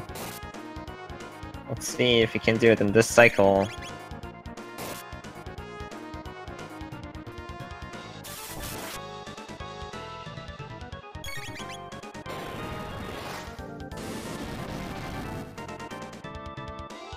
And there it goes. Nizbel down for Viiman. It's gonna be interesting to see where he ends up on RNG here. He might have to do a reload at some point, but there's also the potential, since that fight was, well, +2 attacks, I believe. There's a potential that he still ends up on the right window. We'll find out in a little bit. In the meantime, Kaio is going through the Reptile layer as well on the Magus Battle. Let's see, critical. RNG, so he won't have to reload. Yeah, 120. That's good. We'll make up some time here. Yeah. Luckily for our guys, they can actually check if they're on the right RNG before Magus Castle during basically a forced fight you have where you're gonna get hit by a rat in the magic cave, so they can actually check without losing any time later on. Indeed. Careful, Viiman.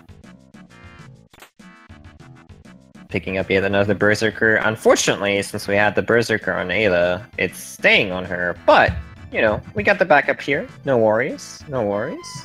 Always gotta have a Berserker handy. Yep. Okay. So Viiman is going to go through the slowest part of the game. There's going to be a ton of cutscenes here. He's going to do a little bit of a nice fade-out tech on Melchior here in a little bit, but other than that, it's going to just be plain old cutscenes for a couple minutes.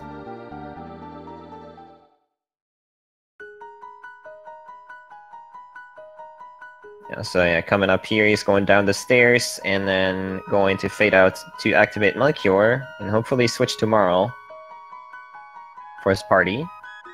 There we go. Yep, there you go. You want to have Robo out the party, because if you do this fade out, the game thinks that Robo is helping out Melchior. Yeah. So, and if you put the two girls in your party, well, since Robo's not here, there will be no dialogue with Robo, so the cutscene will go down a little faster. Which is very helpful.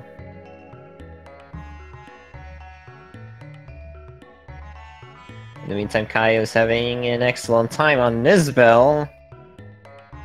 Fight is going just according to plan, from what I can see. The criticals are rolling in here for him.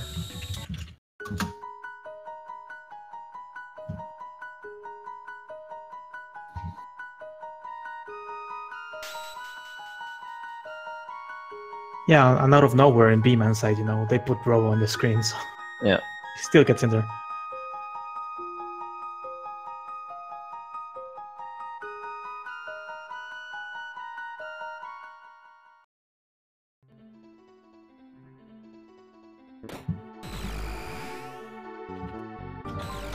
Yep, looks like a beautiful fight for Kaio here. Should be finishing up reasonably quickly here. The difference should be about 3.5 minutes-ish, maybe 3:45. Depending on when Kaio finishes here. Oh, okay. That's an additional release here, actually.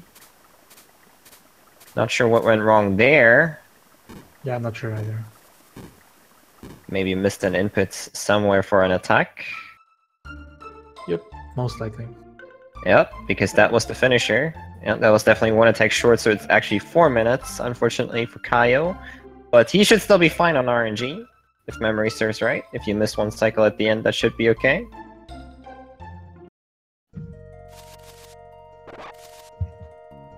But the hardest part of the run is coming up, and if Viiman runs into encounters, then that's certainly giving Kaio a chance to catch up. So Okay, it's safe to say that Viiman is not going to be on RNG no matter what happens here. Yep. Now we have... If anybody wants to get, some food, some water, now it's the best time. There is first a 3-minute cutscene, followed by another 3-minute cutscene before Magus Castle, so... Indeed, indeed.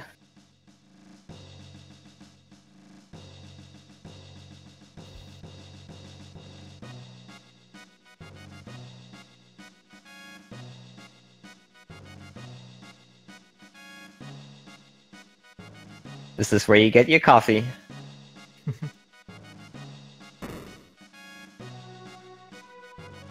But yeah, I gotta say, the race has been really, really close, honestly, except for Kaio's one mishap on Masamune. It would be, like, almost tight at this point. Because that's like a roughly 5-minute time loss, and they are 4 minutes apart, so...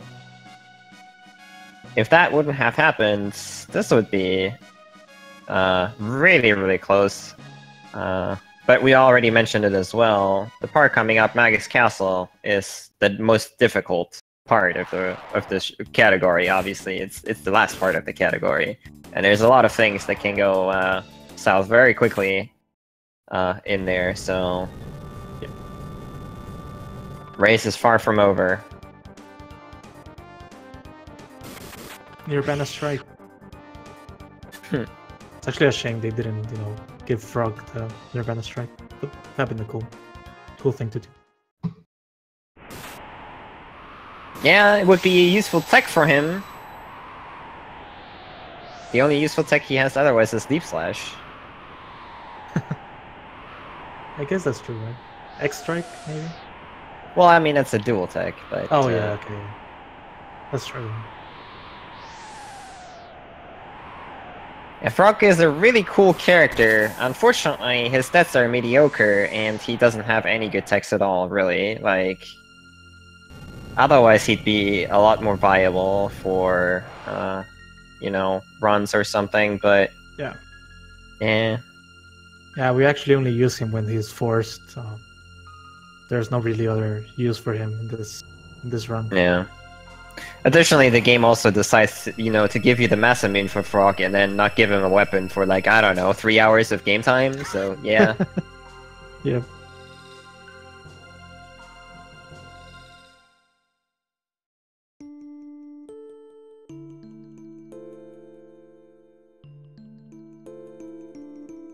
Yeah, you can use Frog for the Elixir glitch, that's true. That's actually the glitch we use right now. Yeah. Using Frog. Yeah, the speed setup for him. Yeah. His speed is set up for the Elixir glitch in a way where, it's very beneficial to just use him because you don't need to speed tap him or anything like that. He's just good to go. Yeah.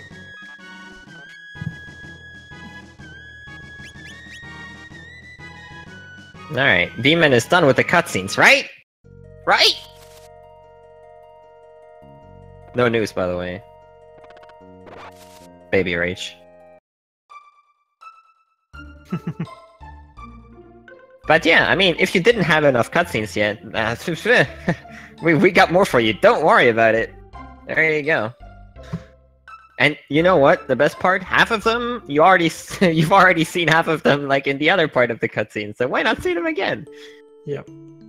Huh. I haven't paid that much attention, but we not seen a single new this one? No news so far. Let's see if Kaio can get one. It's a 1 in 8 chance, so you'd think that... There he is! Okay, so yeah. I mean, 1 in 8, you'd think that in a race you'll get... They go through it 8 times for each, so... Yeah, one should be standard, yeah. Yeah.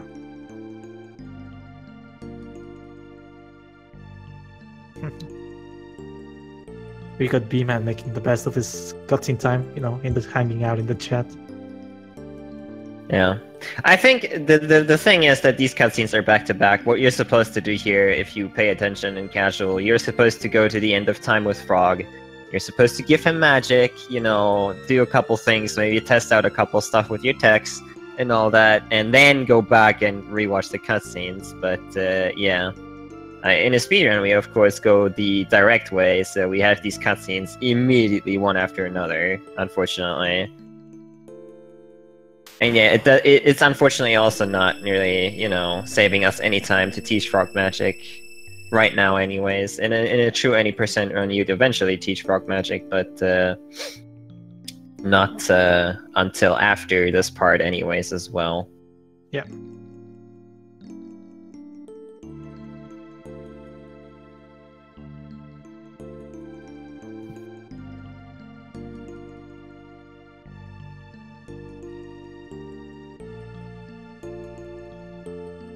I will say this though, as annoying as these cutscenes can be, for a runner they are actually pretty reasonable because in full game any percent runs, this is about halfway through, so you get a nice little break here.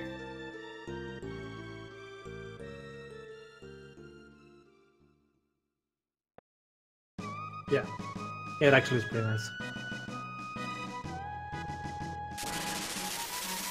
It's right at the perfect time, right before one of the hardest parts of the run starts. Indeed. It's only getting harder from here on out, so... Need to catch your breath and... You get the best animation in the game as well. Goodbye, mountain. Yeah. Just like that, you know? Perfect opening as well. Rock jam.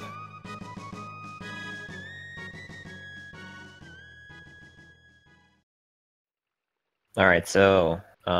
this fight here Viiman just got in. We'll tell you how you're doing on RNG. I want to say that's good. Somehow. I didn't see it. What was it? 19. Oh, on Chrono? Yeah? Oh, okay. Yeah, he's somehow. I don't know. Somehow good. He's on good RNG then. Nice.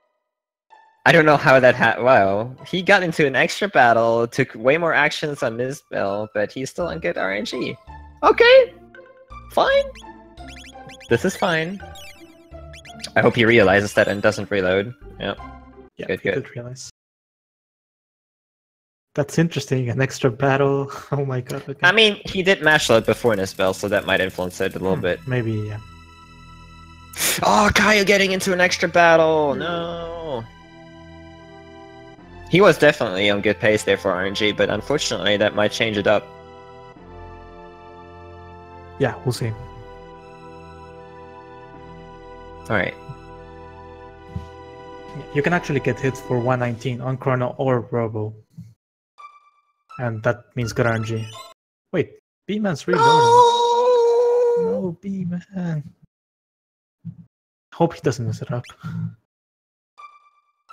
The load is pretty lenient here, to be fair. This load is one of the larger ones, window-wise, so... Yeah, that's true. Let's hope he doesn't mess it up, because this is one of the most important things to RNG manipulate right here. So Magus Castle, we enter, we see a lot of people here, but no monsters, no nothing. So what you have to do is you have to run on the two corridors you have access to. You have to run to the end, and then back to the entrance, and then the dungeon will actually start. Yep. So if you mess it up, and you have to do this again, basically. Yep.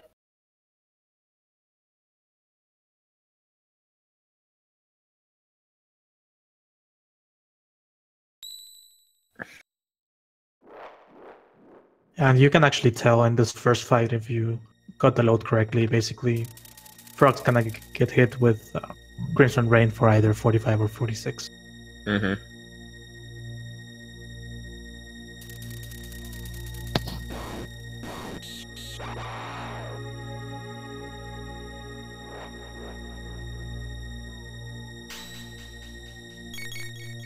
Crimson Rain on Frog, and perfect. Viiman got the good load too. 46 is what we want. Yep. I have actually never seen Crimson Rain on Frog for different damage. I've seen it before, but... Oh, interesting. I've seen it on Chrono. I don't know. I never got it myself, but I've seen it before. Yeah. Interesting. I'm gonna do a little bit of a small menu here. Yeah, basically Power Scarf from Chrono, and then Berserker on Frog, and Ruby Mail on Equip him. That was a really good menu. So yeah, Frog's gonna go Berserker because you know what? We like to go fast. Yeah.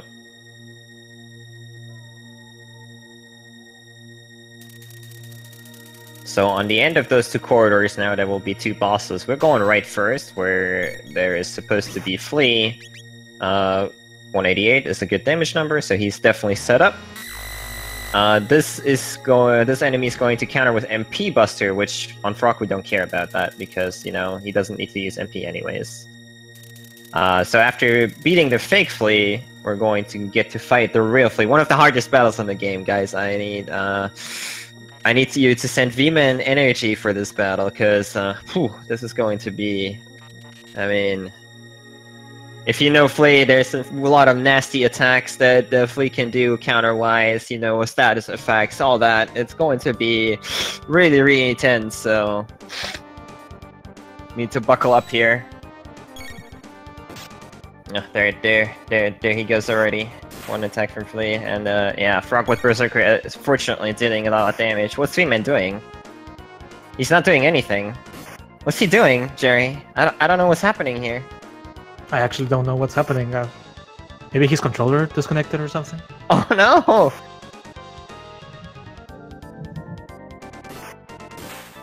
Well, it says Flea's not doing anything. Oh boy. I think he hacked his console, there's no way. What's happening? Oh my god, is this a new strat?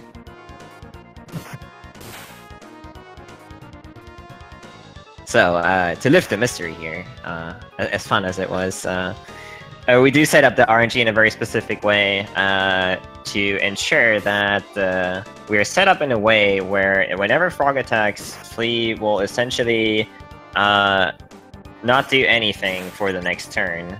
This doesn't work infinitely, but it works just long enough to make sure that Flea doesn't actually get to attack at any time in the battle, and we can finish off the battle without Flea ever getting an attack, which is very, very convenient. You can even get this. You can even get this on accidents if you play with Berserk Frog. The key to the that was weird though, because Viiman had to do an extra attack with Frog at the end. Did he forget a? He might have attacked too early. Or something. He might have attacked too early. Maybe. Yeah, he's definitely off RNG now. Well, I don't know actually. We'll see. Doesn't matter too much. I mean, a little bit, but you know, you should be able to get through this next fight as well. That encounter was fleeting. Oh god, dude. Looks normal to me, yeah. Looks like he's still on RNG, so that's good. But yeah, that was the first manipulation, by the way, that we have ever discovered for this game. Like, and that's pretty much the big thing that got discovered back when we first, or none of us were actually around for that. Opta Junior, in Opta Junior's days, 2012, 2013, when he ran the game, that was the first thing that was implemented into the speedrun RNG manipulation-wise, and it's been there ever since. Yep. So, and yeah, it's a bit complicated on how it works with Flea, because, like, you know, there's a couple of factors.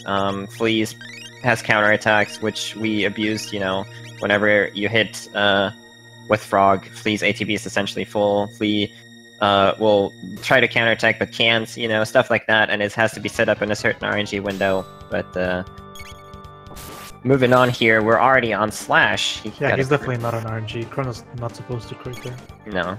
So, I mean, he's just gonna go for it. It's still not... It's a hard fight, you just gotta pay attention. Basically, for the second phase of the Slash, just keep Robo at the end as a heal tank, and you'll be completely fine. Yeah. So if you do RNG manipulated Slash, obviously set up in a way where you maximize on Frog's crits because he does the most damage, but Viiman is just slightly off, so he crits with the other characters right now. Yep. And yeah, like Jerry mentioned, he just will have to pay attention to heal up when it's necessary. Yeah, during the first phase, you will really never. First really phase is fine. Yeah, first phase is pretty easy because can't deal a lot of damage. Even if you die, you get revived for second phase. So. Exactly.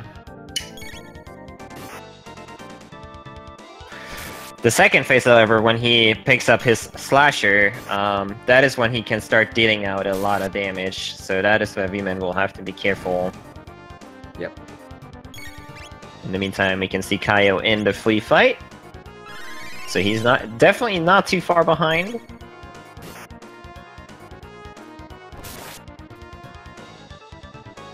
Slash phase 1 down for Viiman. So we'll get to move into phase 2 here. And again, this is the dangerous part because in the first part of this phase 2 battle, Slash will only do slash attacks, which we're protected against because we are unequipped, so lightning attacks will not deal any damage to us. But once he moves into the second part of this battle, Slash will start to attack physically, and that can deal up to 190, 200 damage depending on what character it hits. So that is where Viiman will have to be very careful, and shortly before Slash dies, whenever you attack him, he will also start counter-attacking. So Viiman will have to be super careful because he's not on manipulation. If he doesn't count damage, he won't know exactly when that is going to hit him. So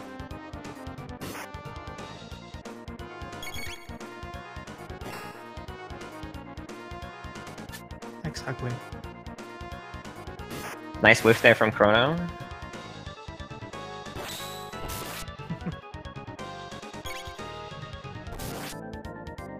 In the meantime, Kaio with a flawless flea battle.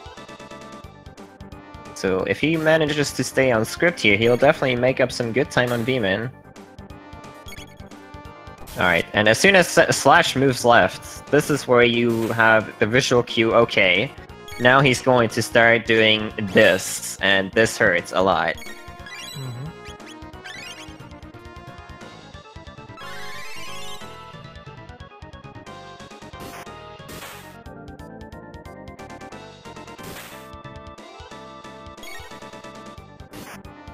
Yeah, you basically want to keep Chrono and Robo at least over 180. Frog a little bit less because we actually only unequipped his helmet, so we still have some physical defense. Yeah, the Ruby Vest goes a long way for Frog here in this battle. Additionally, the Berserker, we mentioned this earlier, also gives you a defense boost, so he can take a hit or two, depending on what Slash does to him. The other two, however, are completely protectable, so gotta watch out. Hoping for a couple crits from Frog here, ideally. Viiman is taking the absolute safe approach, not even attacking with Chrono and Robo to not potentially push them Slash over with them on accident. Yes, indeed. And we can see Kaio already in the Slash battle himself. Slashing at the start.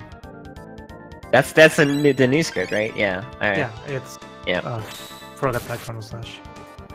Yeah, that's new to me, so.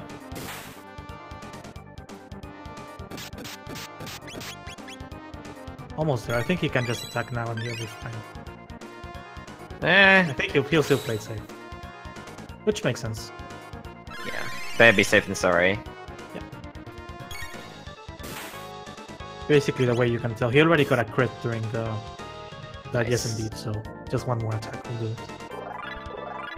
And Viiman is out of there. Getting So past the Viiman- first two roadblocks. He has maybe a 2.5 minute lead.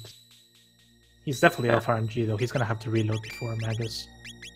Indeed. Now after Slash, you do pick up his weapon, the Slasher, which is not only a bit stronger than what we had before, but it also gives you 2 speed on Chrono, which is very, very nice. He does the reload right here.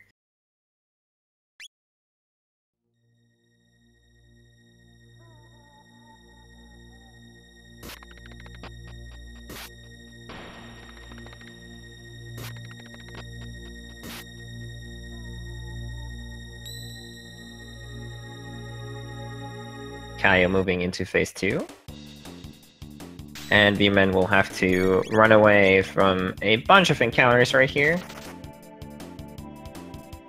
pretty much the theme in Magus Castle is either running away from encounters or dodging them.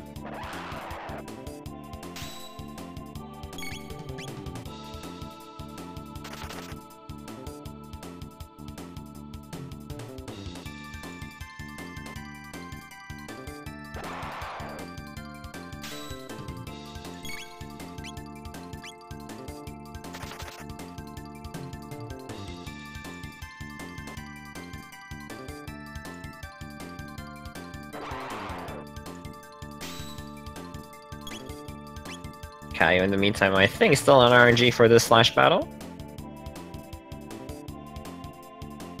I think he's still... Getting all the crits for frogs, no, he's definitely still good.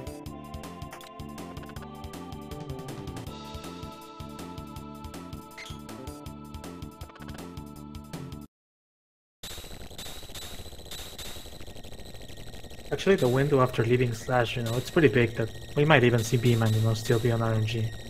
And we'll be able to check out right before, during the Aussie fight, if he hits 119 on the last pillar.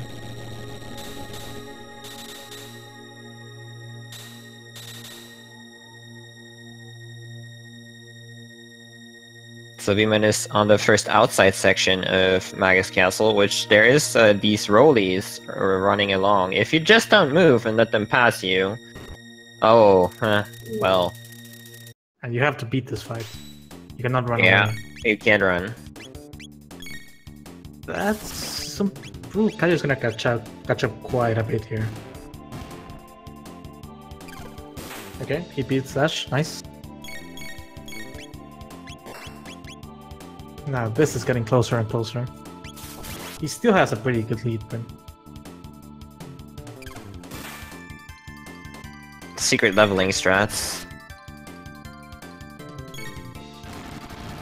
The jugglers are very interesting enemies. They have a physical barrier at the start of the battle, so physical attacks won't deal damage, just magical attacks. If you hit them with magic, they would switch that barrier, and you can only damage them with physical and not with magic, so you have to alternate between your attacks for them.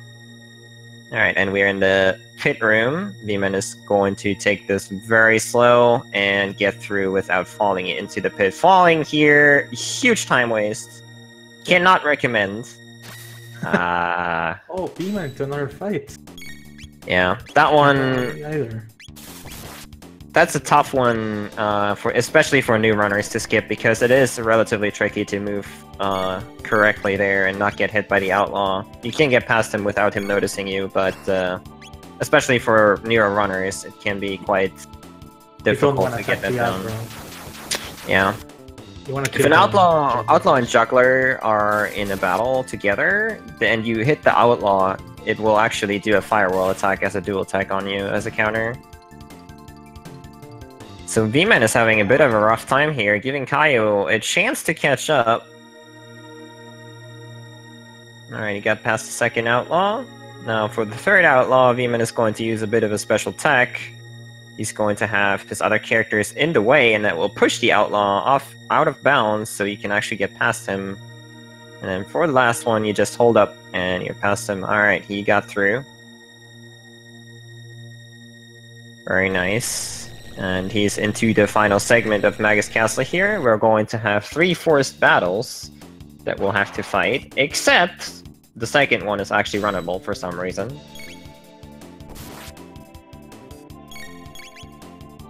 Nice crit from Frog there.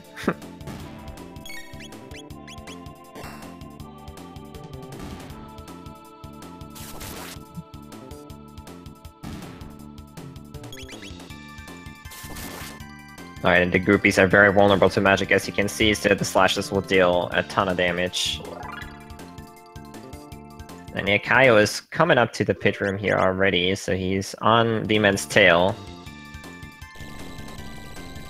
Taking a faster approach to the start here, then playing it safe, not falling down, and he's already to the second outer section as well. Getting past the first outlaw, another time save for him. This is getting closer than I thought it would be. Yeah, and I'm gonna keep my mouth shut. Oh no! Oh no!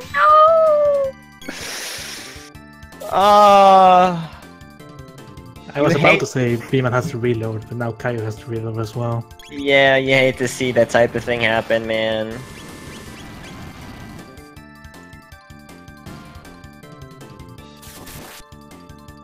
Just when Kaio was catching up. Magic defense, and he needs to attack with physical now. I think he's not very familiar. Oh, this might hurt.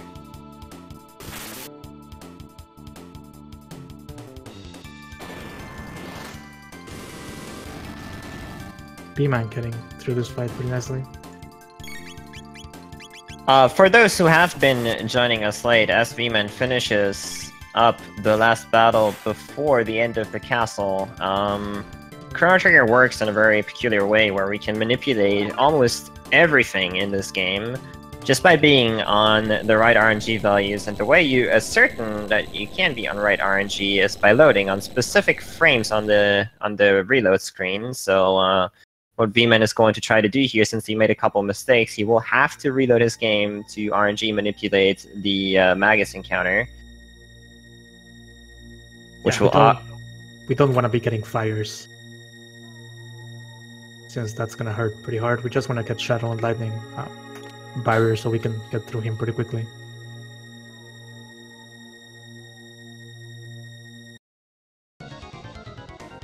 You better like that word, because I just made it up. I think? I don't know. In my defense, I'm not native English, so sometimes I just make up words. Anyways, Viiman, in the hardest boss battle of the game, you have to hit 4 switches. Oh, he's gonna get a 118. And that's it. So basically, if you hit 119 on the last lever or whatever it is, pillar or whatever, one off. Yeah, he's gonna get a 118. There's a 118 stride actually, but it's not very well known, so I think he's gonna reload. Oh.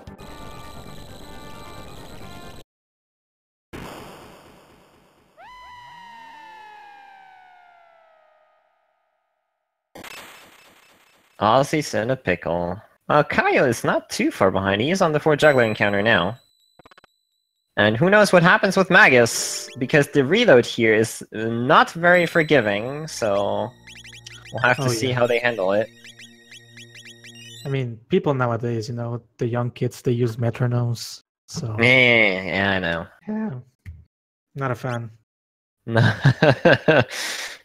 Okay, so Viiman setting up for the reload here. That looked good. So the load for this is pretty tight, 2.2 to 2.4, so basically you need to reload between 2.2 and 2.4 after the title screen goes up. This is probably one of the hardest in the whole run. Yeah, the problem with that one is really that it's 2 seconds in. Like, if you have a tight reload like that at the start, it's not that big a deal because you have a pretty decent feel for that. But, you know, you have to wait the 2 seconds and then hit that specific window. So, that is definitely one of the, if not the most difficult reload in the game. We'll see whether it worked or not, though.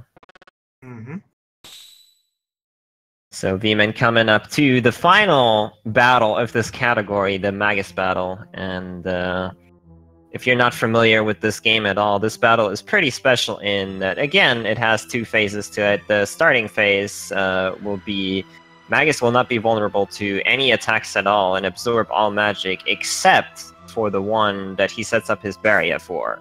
So whenever you attack him, he will change his barrier to a certain magic, and you have to hit him with that type of magic in order to damage him. So in RNG, with RNG manipulation, we can guarantee that it will be the magic types that we can actually inflict him to, which is Shadow and Lightning.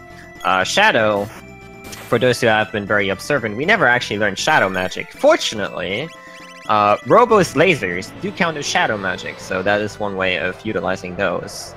Yep. And it looks like the reload was successful. We're going to be using Rocket Roll here.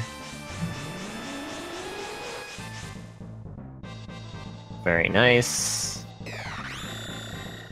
Kaio's gonna be on 118 as well. He's probably gonna reload. Yeah. So one nice tidbit about the fight, the Mass Immune actually, normally every attack you do on Magus will change his barrier. The exception to the rule is the first attack from the Mass Immune in every barrier cycle, it will actually lower Magus magic defense significantly, and you will deal a lot more damage if you attack with the Mass Immune. So that is what people, or what the runners will be doing here before they hit him with the magic, to assure that they will actually deal the maximum amount of damage. Now Viiman is halfway through the first phase here. We'll have to make sure to heal up.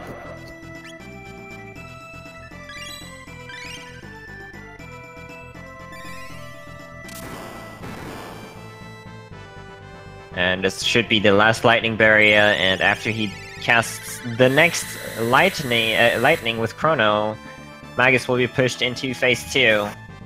So far this battle is going just according to plan. Oh, he's even using a slash. Cheeky. There you go. And since he doesn't change barrier, we know that he just changed into phase 2. Now, when he just changes into phase 2, he will maintain the weakness to the element that he just had a barrier for. So hitting him with lightning again will deal a lot of damage. As you can see, the slashes are still doing 400. Until he risks casting a spell. Or in other words, until he uses Magic Wall, which afterwards he will take damage from everything normally. Yep. And now it's just a race against time, essentially. So once Magus uses Magic Wall, he will start charging up for Dark Matter. And this, without glitches, this is actually a pretty devastating attack. Dark Matter deals like 300 damage to your characters. So, yeah, but fortunately, since we do have the unequipped glitch in place, it will not deal any significant amount of damage to us at all. And from here, it's just a damage race to the end, essentially. So Viiman is through the hard part of the fight, pretty much almost just has to hold X if he wanted to. He's still going to use slashes with Chrono because they are slightly faster and deal a little bit more damage. But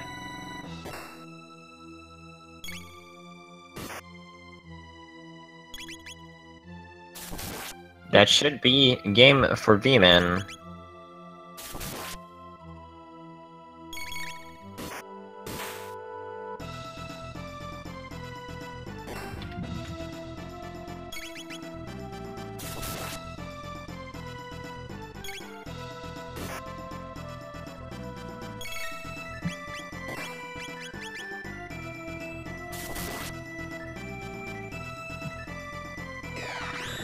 Ooh, getting a second Dark Matter here.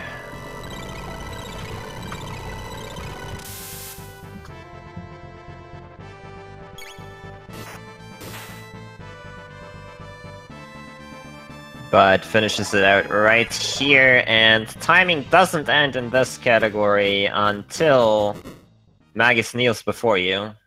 And there we go. Viiman finishes with an official SRL time of 2 hours, 2 minutes, and 45 seconds, winning this race. GG! GG.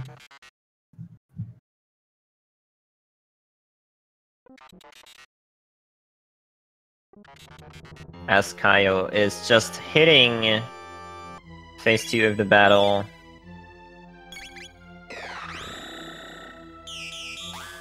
That basically defined it. The mass of death, basically. Yep, that's the difference. He could never catch up after that. He Never. did shave quite a bit of time. Yep, he was definitely way further behind than it's going to be at the end here. But yeah.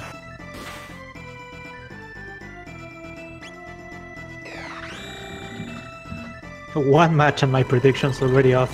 Oh boy. Good start to the tournament.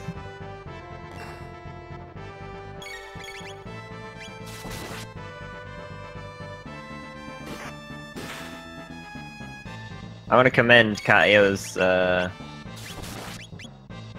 perseverance, though, especially after he messed up that massive fight. That is a very bad feel. I can tell you that from experience. It's not something that, you know, especially in a race, you want to have happen. but he persevered through it. He played really well through the end of it here. So give it up for Kaio and Viiman, guys. Definitely to a very, very hype race with lots of lead changes and a lot of fun has been had. Kaio should be finishing up here momentarily. Oh, an extra dark matter as well.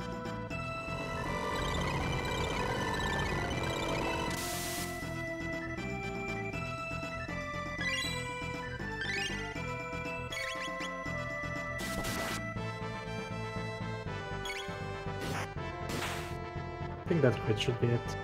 Nope. Good. Don't let me win, Kaio. Don't let me win, please.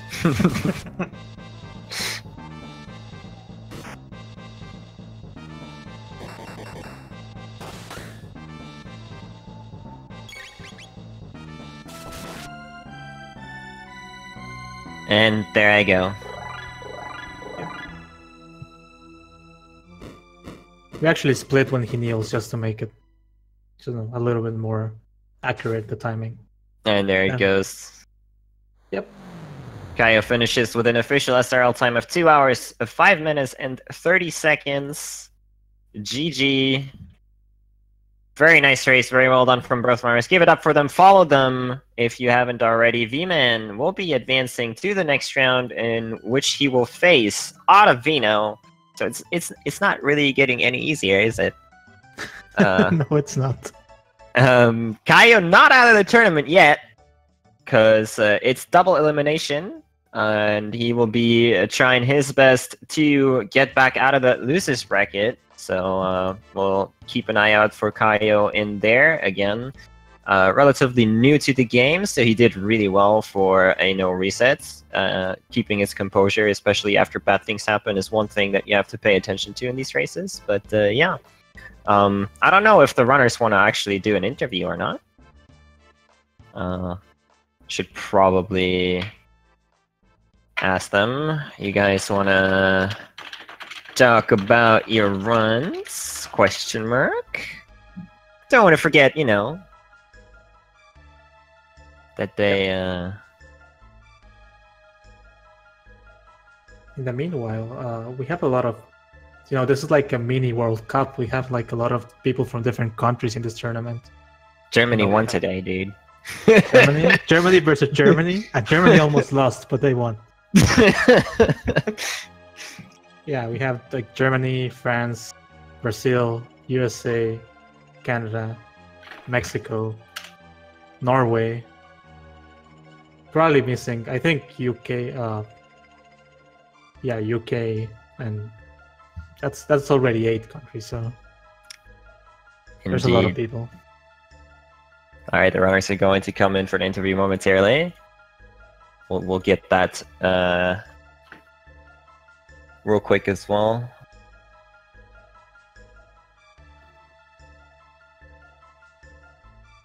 I'm here.